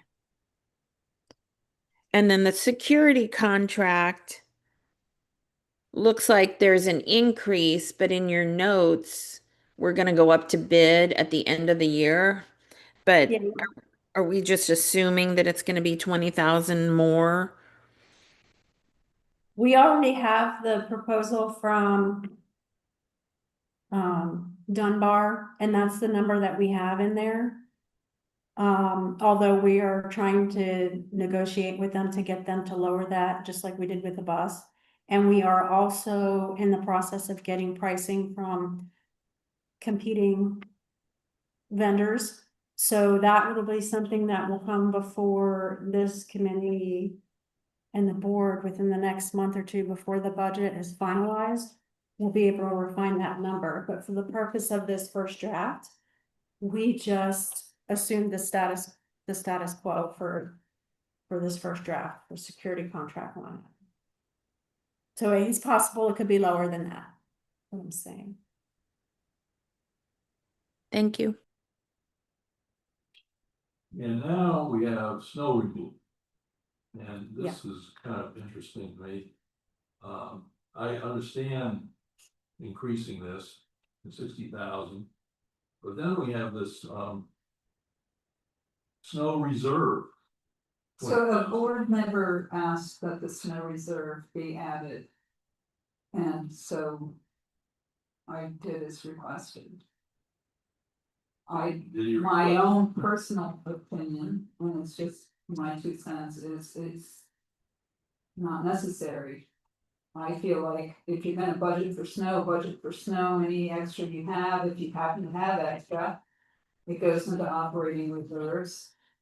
In future years, if we need more, it comes out of operating reserves. To have a special pocket for snow in the reserves, to me, just creates busy work. It's It's an unresolved Yeah. issue. right. I see the pros of it and the cons of it. Having a snow removal reserve, assuming you set it up for. Right now, a snow removal is roughly $35,000 per snow removal. Just ballpark number. So if you had 2 snow removals, that'd be 70, and if you had that amount set aside, you might fund it over the next couple of years and then not fund it for a couple of years after that. So. But it's going to your operating reserves. If See, we, I'm well, saying it's. it would. Yeah. It's redundant, isn't it, for Well- operating reserves? The only thing that it affects it in the, not dollars and cents wise, is that your operating reserve has a requirement of, I think it's currently 10%. Although Freddie Mae and Fannie Mae are requiring that your operating reserve equal 15% starting, I think it's next year, is it? That's just what I don't, Is the buildings are dealing with. It's 15% of your of your income. Of your income. Yeah. So anyways, But- when we overspent $150,000, it came down. Okay, so we need to keep our operating reserve level up to a certain degree. But if we're gonna have greater demand for operating reserves, having a separate category for snow removal is, wouldn't it make more sense to have it in operating reserve so we don't have to? We had it in one pocket, we can use it for snow Anything. removal or not snow removal. I can see both ways on it. How would you get, could you get funds out of this reserve without going to the board? Snow removal, you would just, if there was an expense for snow It's removal. really just an account entry because, you're gonna pay it from. The checking account and I have to call David and say, hey, David, I need money to pay the snow removal bill, and he would make. See, So it's if just. that hit right now, I would probably have to Me. sell a CD in order to Okay, make that happen. okay, but I mean, we have a lot of money We- in the, Which with, by having a dedicated line item to it with a cap as opposed to a min. You would be able to create a snow removal so that when we could budget for 60,000, and if it came in at 72, we could take 12 out of that instead of the operating reserve. But you're paying for this. You are, You know, you're you're gonna putting pay for it money, either way. you're gonna, so why not just put it in the budget and? Yeah. Well, then the 60 ought to be 80 then. Yes, No, or that's, 70. that's fine, I mean, I personally, it's The cleaner. 60 is not adequate. we're not. It is, if you don't have snow. That's great, that's We've great. had many years when we didn't have any snow. Right, That's why it dropped, where you had the expenses down to about 26 budget of 25,000. Yeah, if I go back a couple of years, what you're gonna see, we had one year where it was 110,000. Yeah, and that's what that's what a snow removal. line item. That's, I know, I was just three, happy as this we one. spend $480 Correct. on snow removal. That's from the audit, Yeah, I think that's a, I think Virginia. I mean, but you never know, I mean, It's got a good memory, and we do live in the south, we're not in New England. And I mean, but you know. that's why we never budgeted. We were over the budget. Last year we had a loss. It's the single biggest variable in the budget that you just cannot predict. But we have an operating reserve. I agree. Which, But the trouble is we've been wearing down the operating reserve. One reason being we haven't budgeted enough for snow removal. But Eric, my point is, if we're going to, if they're talking about Freddie Mac and have 15%. I'm Operating not sure reserve, that applies to. they're not gonna count the snow removal as operating reserve. Operating reserve is a Yes, they separate. would. They actually would. They would. You They sure? would, they would count the snow, the only thing that, the only way they split it out is replacement reserves are separated Mhm. on long-term long-term. And then working capital and operating reserves are lumped together, and snow removal reserve would be lumped into that. Okay, let me ask you a hypothetical. We need money in operating reserve and we have 30,000 in snow removal. Can we move it over? It would, yeah, you could. In other words, can we spend money that's in that reserve? Well, you Or could pay your snow operating removal, reserve. pay your snow removal fees out of it, yeah. Huh. Yeah. I would be questioning what the accountant recommends. I can, you mean auditor, I can ask Dan. I mean, if you have a dedicated expense for snow removal. And then, we have an operating reserve need. And we don't have nothing to operating reserve, can we move it out of snow removal? in the spring. Hey, Then what's It's the, always still Not coming. February. If you technically said- When push comes to shove, we take any cash we have. as a snow removal, then it should just be. for the- If we're that side, And off it was like we'll be all right. at the end of the year. So in essence, if you don't want a snow removal reserve account, which is viable, then the 60 needs to be 80. Yeah, I can do that. that's what I prefer to see. I don't know about everybody else. I would too, but I'm not in charge. What is the Who's board in trust? saying about this? The board has just had a suggestion and that's it. Okay. It's not had an act, it's not had a discussion. It was just one board member that emailed and asked. to Jeff. Starting this discussion. Yeah. Which will come up at this. Right. So are you saying that the real potential budget, the real amount ought to be $70,000, $75,000? 75 to 80, yeah. That's really what you would like to put in there, that's, Yeah, And take out the reserve. fund. and take out the other, one. Right, right. that's what I like. I mean, I, Make this- truth and advertising, but Yeah, What did it right, exactly. Realistically, we've got a plan for more than one snow room. Yes. Pray we only ever have one. Very much, nowhere to. But 2023, he didn't have one. That's all. It's not that long. And because of that, so in 25, the budgeted amount is much lower. So we exceeded budget significantly in 25. Yeah, I think. Never had a discussion. with that. Snow removal has been one of our biggest problems for the last 2 years and has contributed to our losses Victoria, the last 2 years. Victoria and I will shovel his all out. no volunteers. No volunteers. I make them coffee. Okay, What, 80's the number then? What warrants the company coming in, X number of inches of snow? I don't. Yeah. It's like 4 usually. No, it's It's two. two. Yeah, it's 2 Two. inches. So if you have a 2-inch snowstorm, they come in and gone. And then 2 weeks later, you have another 2 inches, they come in again, right? Yes. And sometimes it's under 2 inches and they have to treat it because it could get icy. Yeah. So every situation is different depending on the weather. Who And makes that temperature. call? Do you, Roger? Yeah, me and Dondi do. Is that 2 inches negotiable? I mean, that's Can it what's in our be like contract. 3 inches of light snow? You can make it. Yeah, you can get a light snow around and here. snow on the Yeah. ground versus. You can almost get rid of it with a broom. Yeah, I mean, that's our general guideline, I believe, is Okay. what we've always had in our contracts now.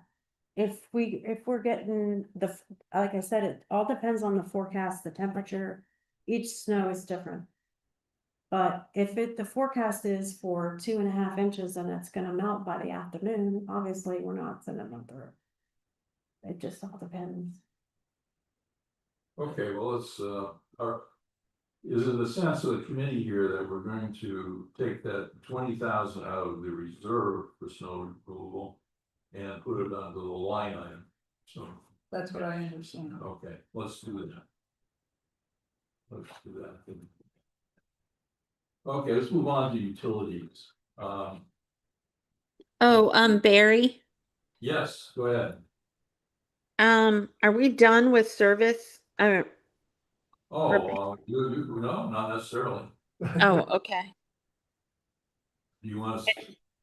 No, I just wanted to ask a question. It was in Audra's summary as well as the last line item, the restaurant expense. It's at 1,000. So I'm not sure how this works, Audra or We haven't Kathy. gotten there yet. We haven't gotten there yet. Oh, okay. We're still in utilities. Okay. Yeah. It's in the We county. just started utilities. I don't know what there is to talk about here. We're, utilities are what they are. We're saving a bunch of money on cable because we transitioned to Fire Sticks in the clubhouse. versus the traditional cable. Yeah, I got a problem with that. Yeah, I know, I'm thinking, shh, but saving a lot of money. But I'll say that till later. Anyone want to talk about utilities? I'm just curious about electricity. Ours just keeps going up, and you, Well, but this is based on historical usage, we've been under budget for the last several years, and so that's why. I didn't take it down a lot, I just moved things, I changed the deck chairs. You know, we just projected our Potomac Ridge electricity budget to be up by 50%. Whoa. 2026, which was under budgeted. We were on budget 50%. Oh, Yeah, Wow. Explain that. must have been really. They must have really under budgeted it last year. There was an error made in the budgeting process. boy, that's a big error. You mean last year? are you using the passive voice?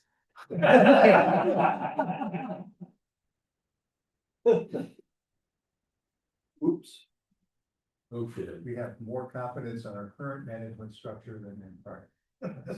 Uh, So did you say the cable discussion is gonna come up later? no, I'm not, if you have something to say right now, No, I'm just anti this whole cable contract that we have. the.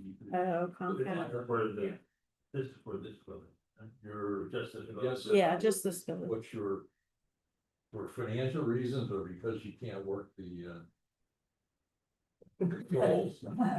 I could work the controls, I just think it's becoming antiquated more and more every year. You're talking about in the buildings though, right? Yeah, Yeah. she's talking about the cable contracts in the building, cable internet. Well, Yeah, the bulk. Mhm. Well, what, That's. It doesn't have anything to do with That's it. not in our purview. yeah, I'm Yeah. gonna say that's not yours. No, Oh, okay. she's it's just just the saying. word cable I see. sent me on. Okay. Might want to read that as internet. Oh, sorry, That is the way you get your internet connection is through the cable. right. That is more important to you now than it was. I know, but now there's Starlink and you have other options.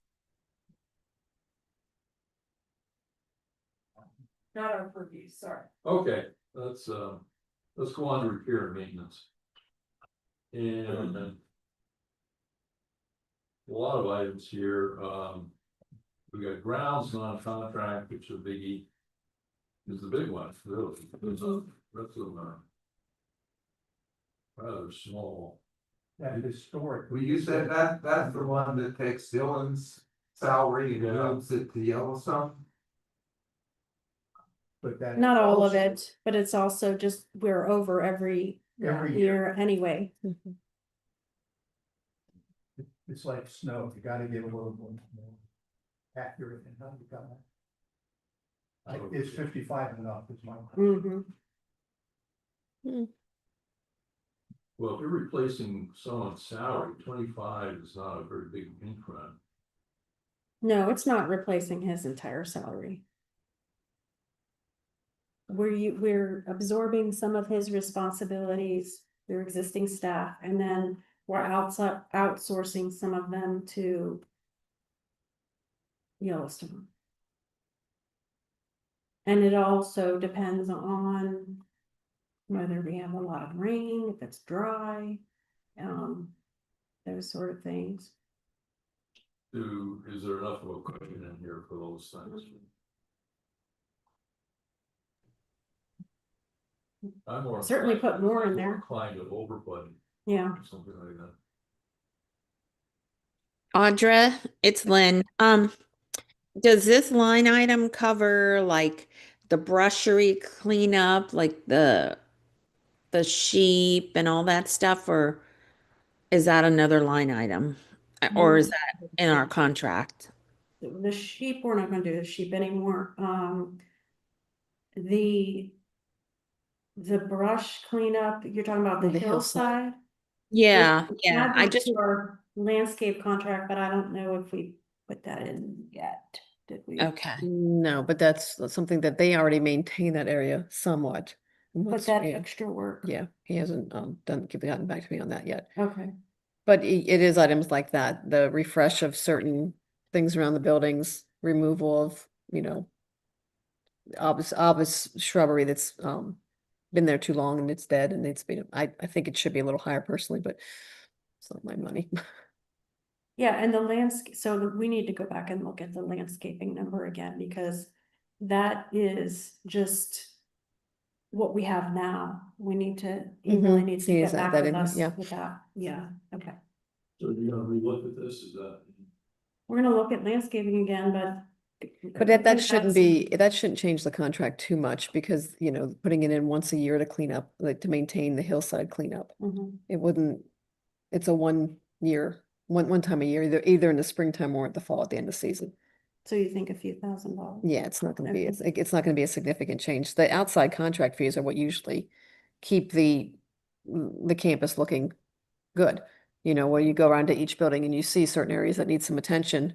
That's not in the contract. So you're saying you go back to service agreements under landscaping contract, that 5,000 increase might not be enough. Right. It- And grounds non-contract could also go up too. Get it right?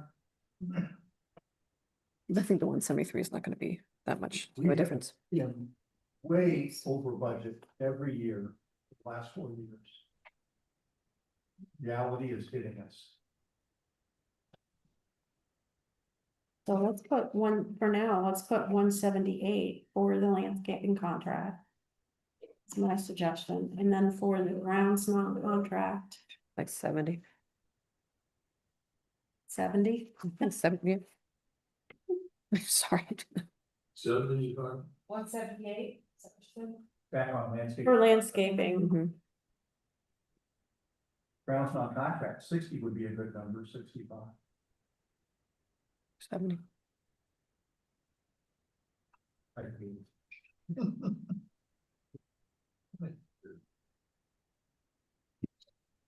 what do you all want to put for grounds non-contract then? I don't know.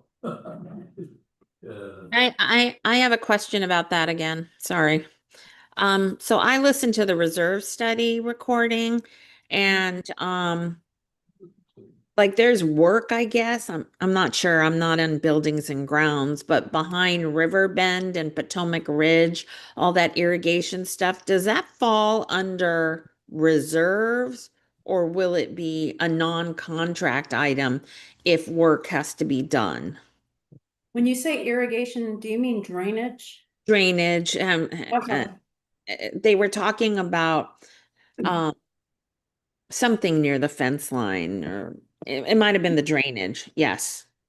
So what I was saying in that meeting is if it's repair or replacement of an existing drainage system, like there is between Blue Ridge and Riverbend, then that's replacement reserves. But what Marianne was talking about areas that don't currently have drainage systems in place.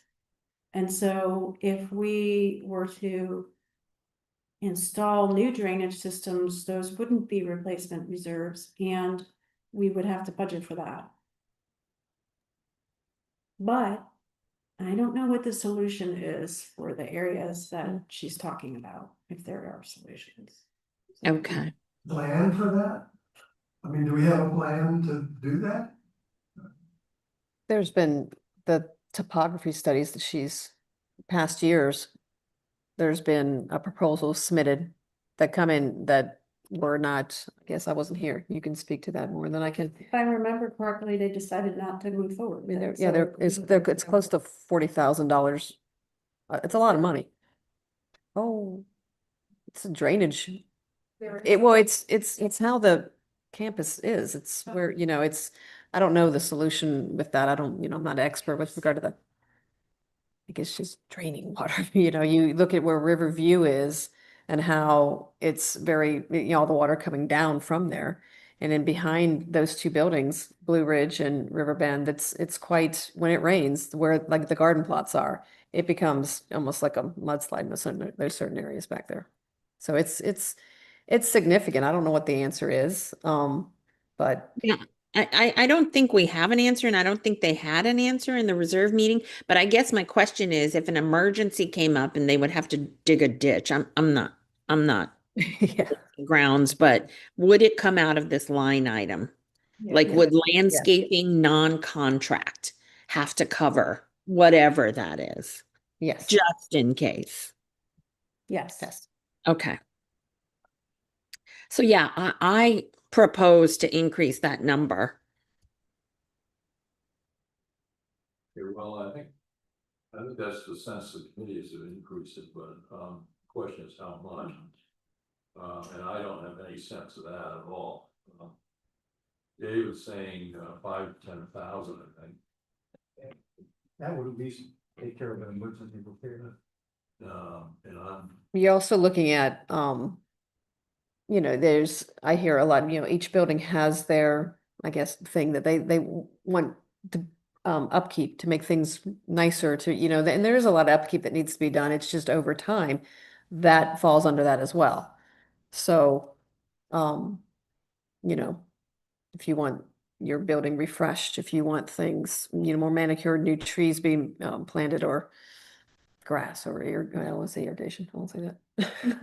But that falls under that too. well, let's move it to 65, whether we'll go for that. No?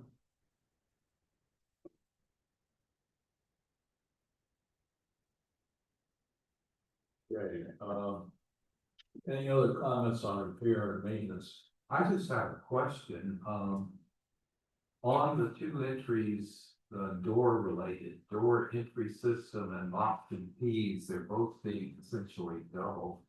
Yeah, As far as I know, our number of doors is not.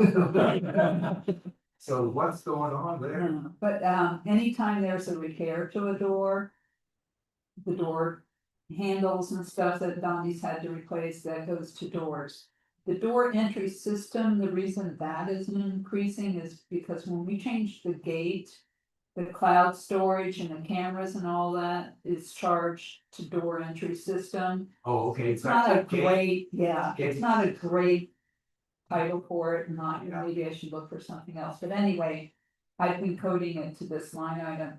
It's a monthly cost we have with the ESSI for the camera storage and the cloud hosting and all of that, so that's why that has to go up. Okay. Thank you. I have a question. The repair and maintenance, the last line item, the restaurant expense is 1,000, and in your summary, Audra, you wrote that there is no agreement with the restaurant right now. So let's just say, you know, the restaurant issue is not dead by any means. And let's say there was a subsidy required of $7. My question is, would it fit in this line item? Because a subsidy of $7 times the number of units times the number of months would be about 100K, rough estimate. Would it go under repair and maintenance, or is No. there another line item?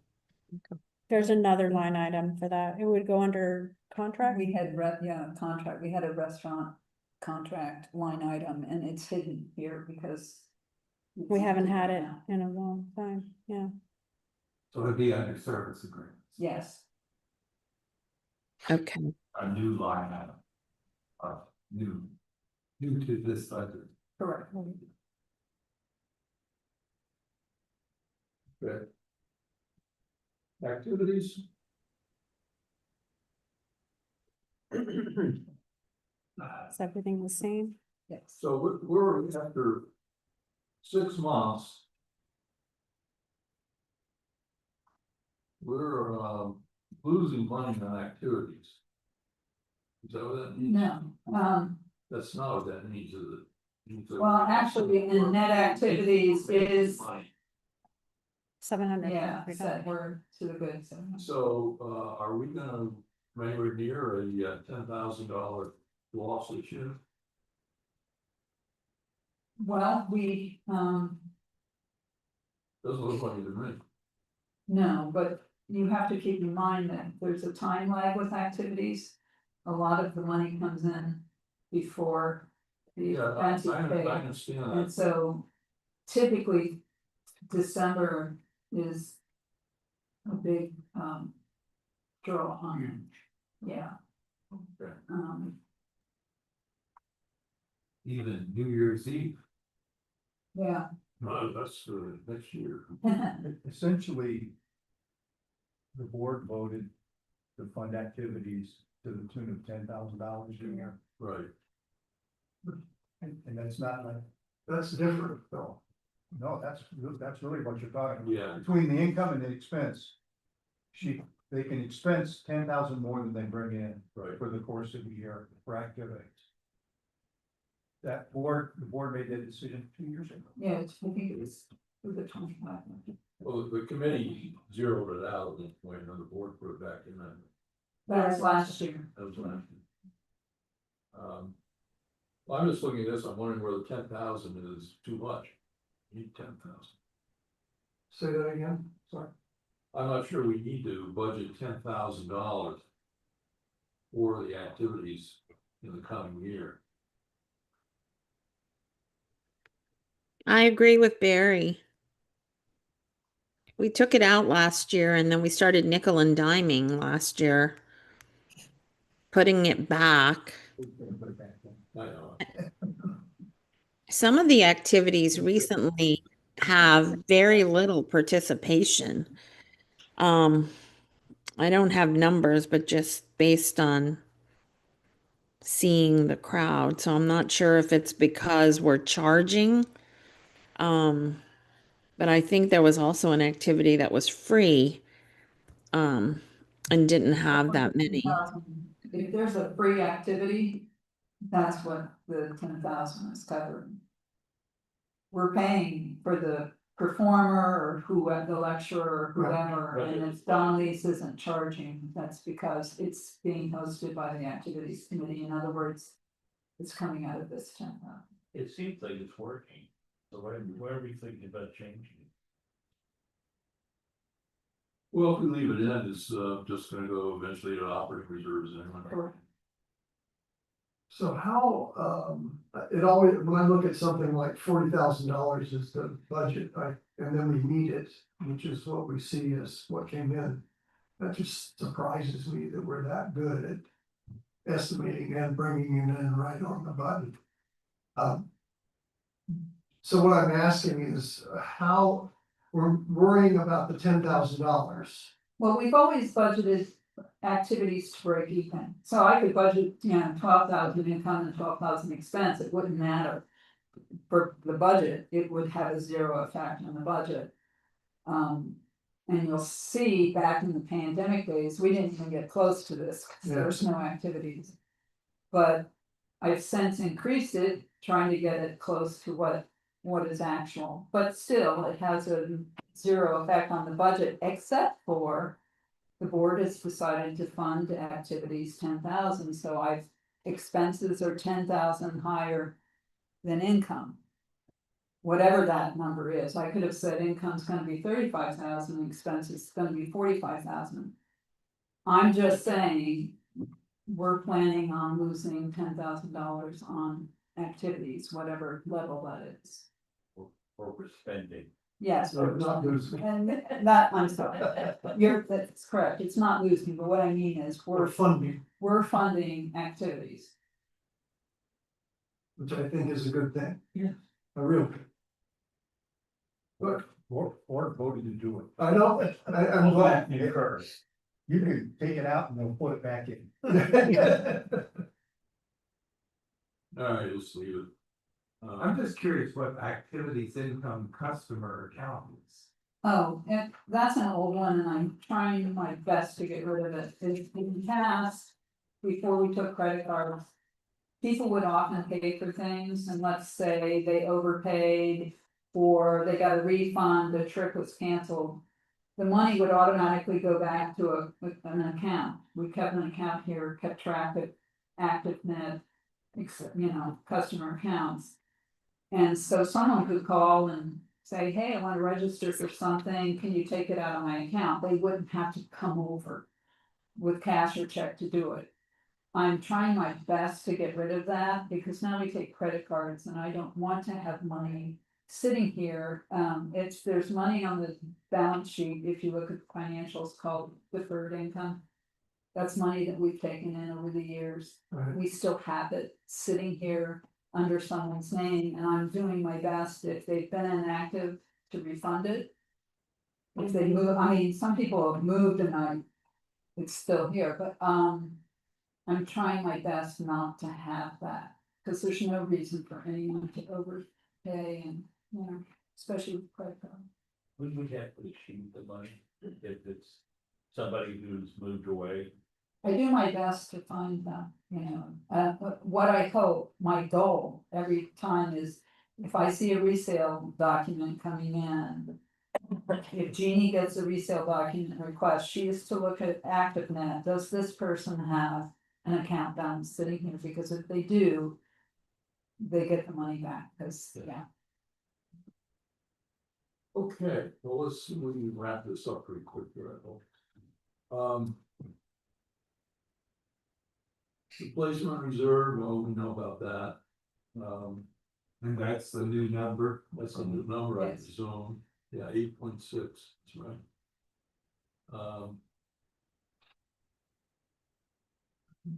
and also you see, as Audrey pointed out, operating reserve interest is not supporting the budget this year. I see It's that. going to operating reserve. Because since we've had, I think it's a good idea. Because it's more needy than the budget. Yeah, If we cut that operation for replacement reserve by half, cut what? the replacement for 46,000 for replacement reserve increase. So we cut that by half. No, because That's based on what the reserve said. Look at the history. but comes from the reserve study. I understand, but You don't wanna do that. well, I'm looking at in 22, 23 it's 30,000. In 24 it's 30,000. In 25 it's 30,000. And it was 36,000 in the 2026 budget. So now we're talking about $46,000. The old reserve, increment was 7% on the old reserve study. This one's going up to 8.6%. 46. Mm. I mean, it's a brand new study. Yeah, New numbers. And Dave just got done telling us that in 2031 and 2032, there are upcoming projects that will be over $1 million. If they're all funded in 1 year, So. There's one really great one out there, that's the roof.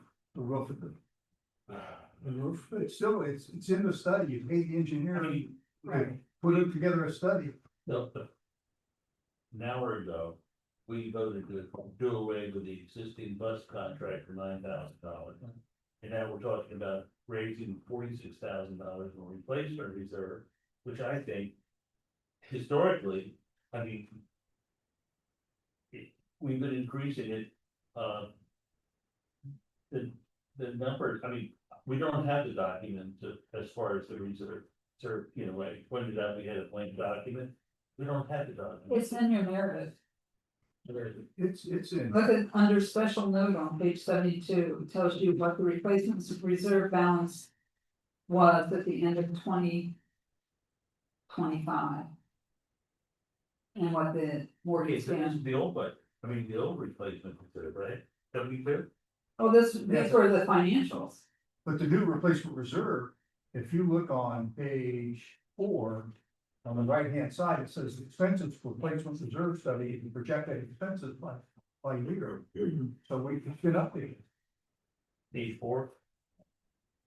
That's your report. On the right-hand side, That's your report, okay. it says replacement reserve expense. The projected expense for this year is $245,000. For next year, 3, After that, 720, 395, and then 1,150,000. So those numbers are gonna be required. In order to get there, the replacement reserve forecast of 8.6% increase over the current funding level. Well, yeah, but we're gonna be putting money in replacement reserve between now and then. And it's accounted for in 26. Now, the good news is, it looks like in 26, we're gonna underspend the forecasted amount. Correct. And in 27, we may overspend. That's why you have a replacement reserve. That's I why- appreciate the replacement reserve. I'm just saying that we don't have to pay it all in 1 year. And if we are systematically paying $30,000 a month, a year more historically, and now they're raising it to 46,000, and I heard the number in the auditor's report that they're assuming a 3.5% interest on the replacement reserve, and we're getting more than that. And we That's not good. currently and prospectively, we're gonna be getting more. We're showing it in the interest in income, 45,000. I understand how they do their study and how they came to it. Whether we have enough interest to credit it or not that could change year to year. That's, so they pick a number, they pick 2.5%, we said 3.5%. The guy actually defended his 2.5% discussion. But, Okay, so they weren't reasonable in the beginning.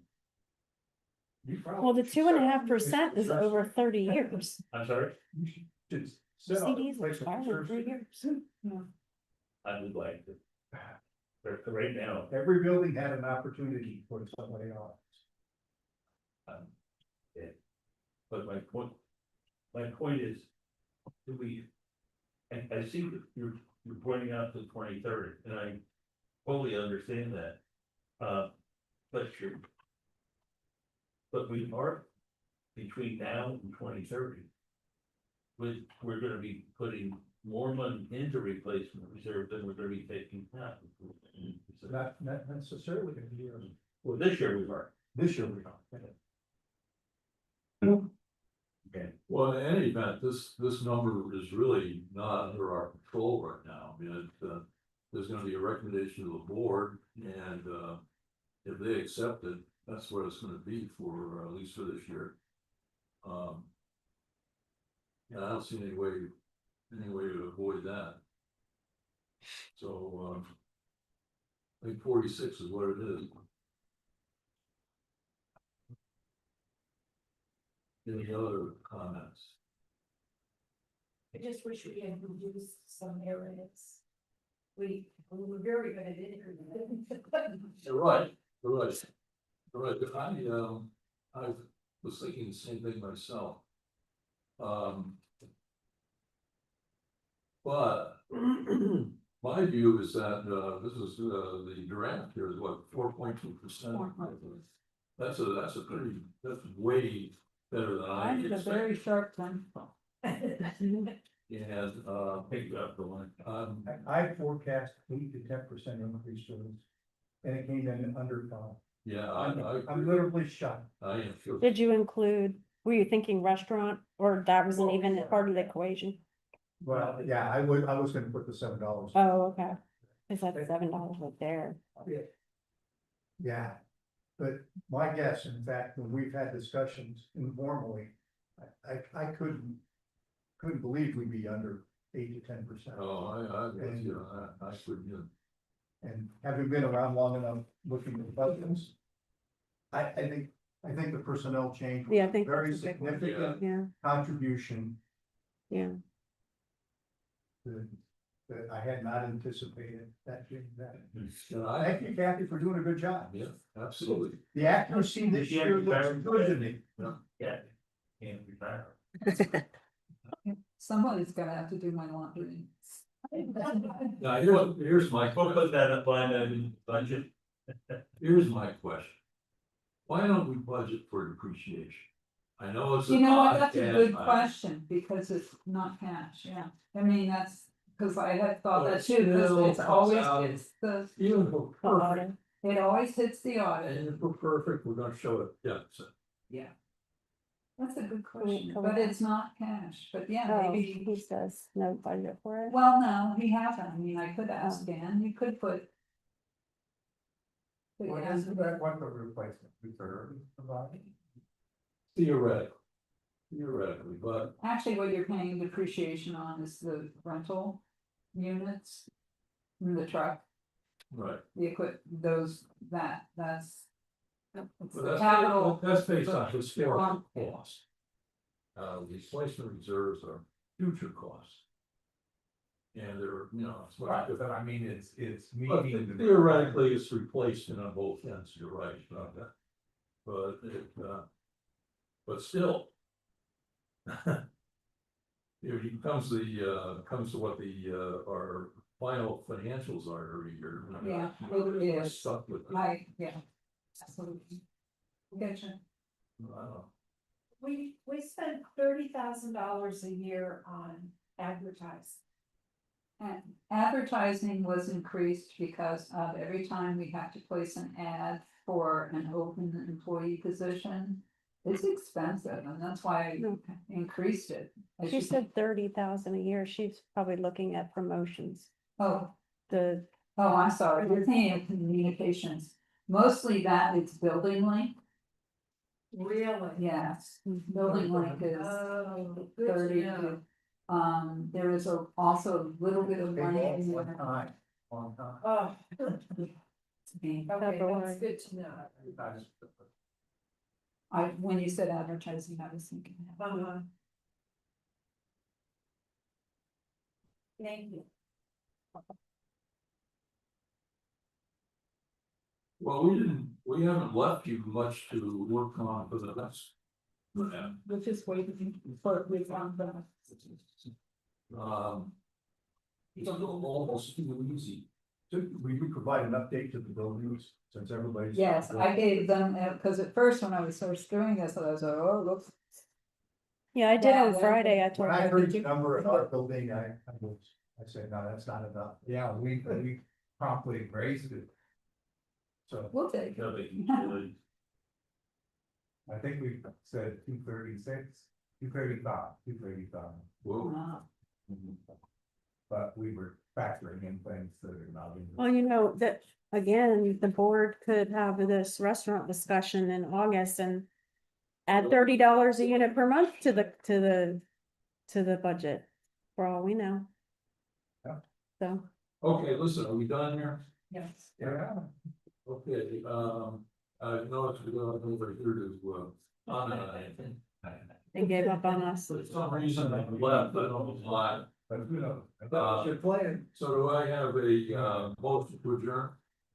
I'm sure someone. I moved, we adjourned. Okay, we got a second. Can we vote on it? Yeah, we're gonna vote on it. So, Anybody object? who was second? Me. Oh, you were first. Second. Okay, thank you. We're done. 12:23. Listen, thank you, everybody. This has been a Good stuff a until. long, drawn out meeting, but, I think we Productive. accomplished an awful lot here. Yeah. So we'll see you next month.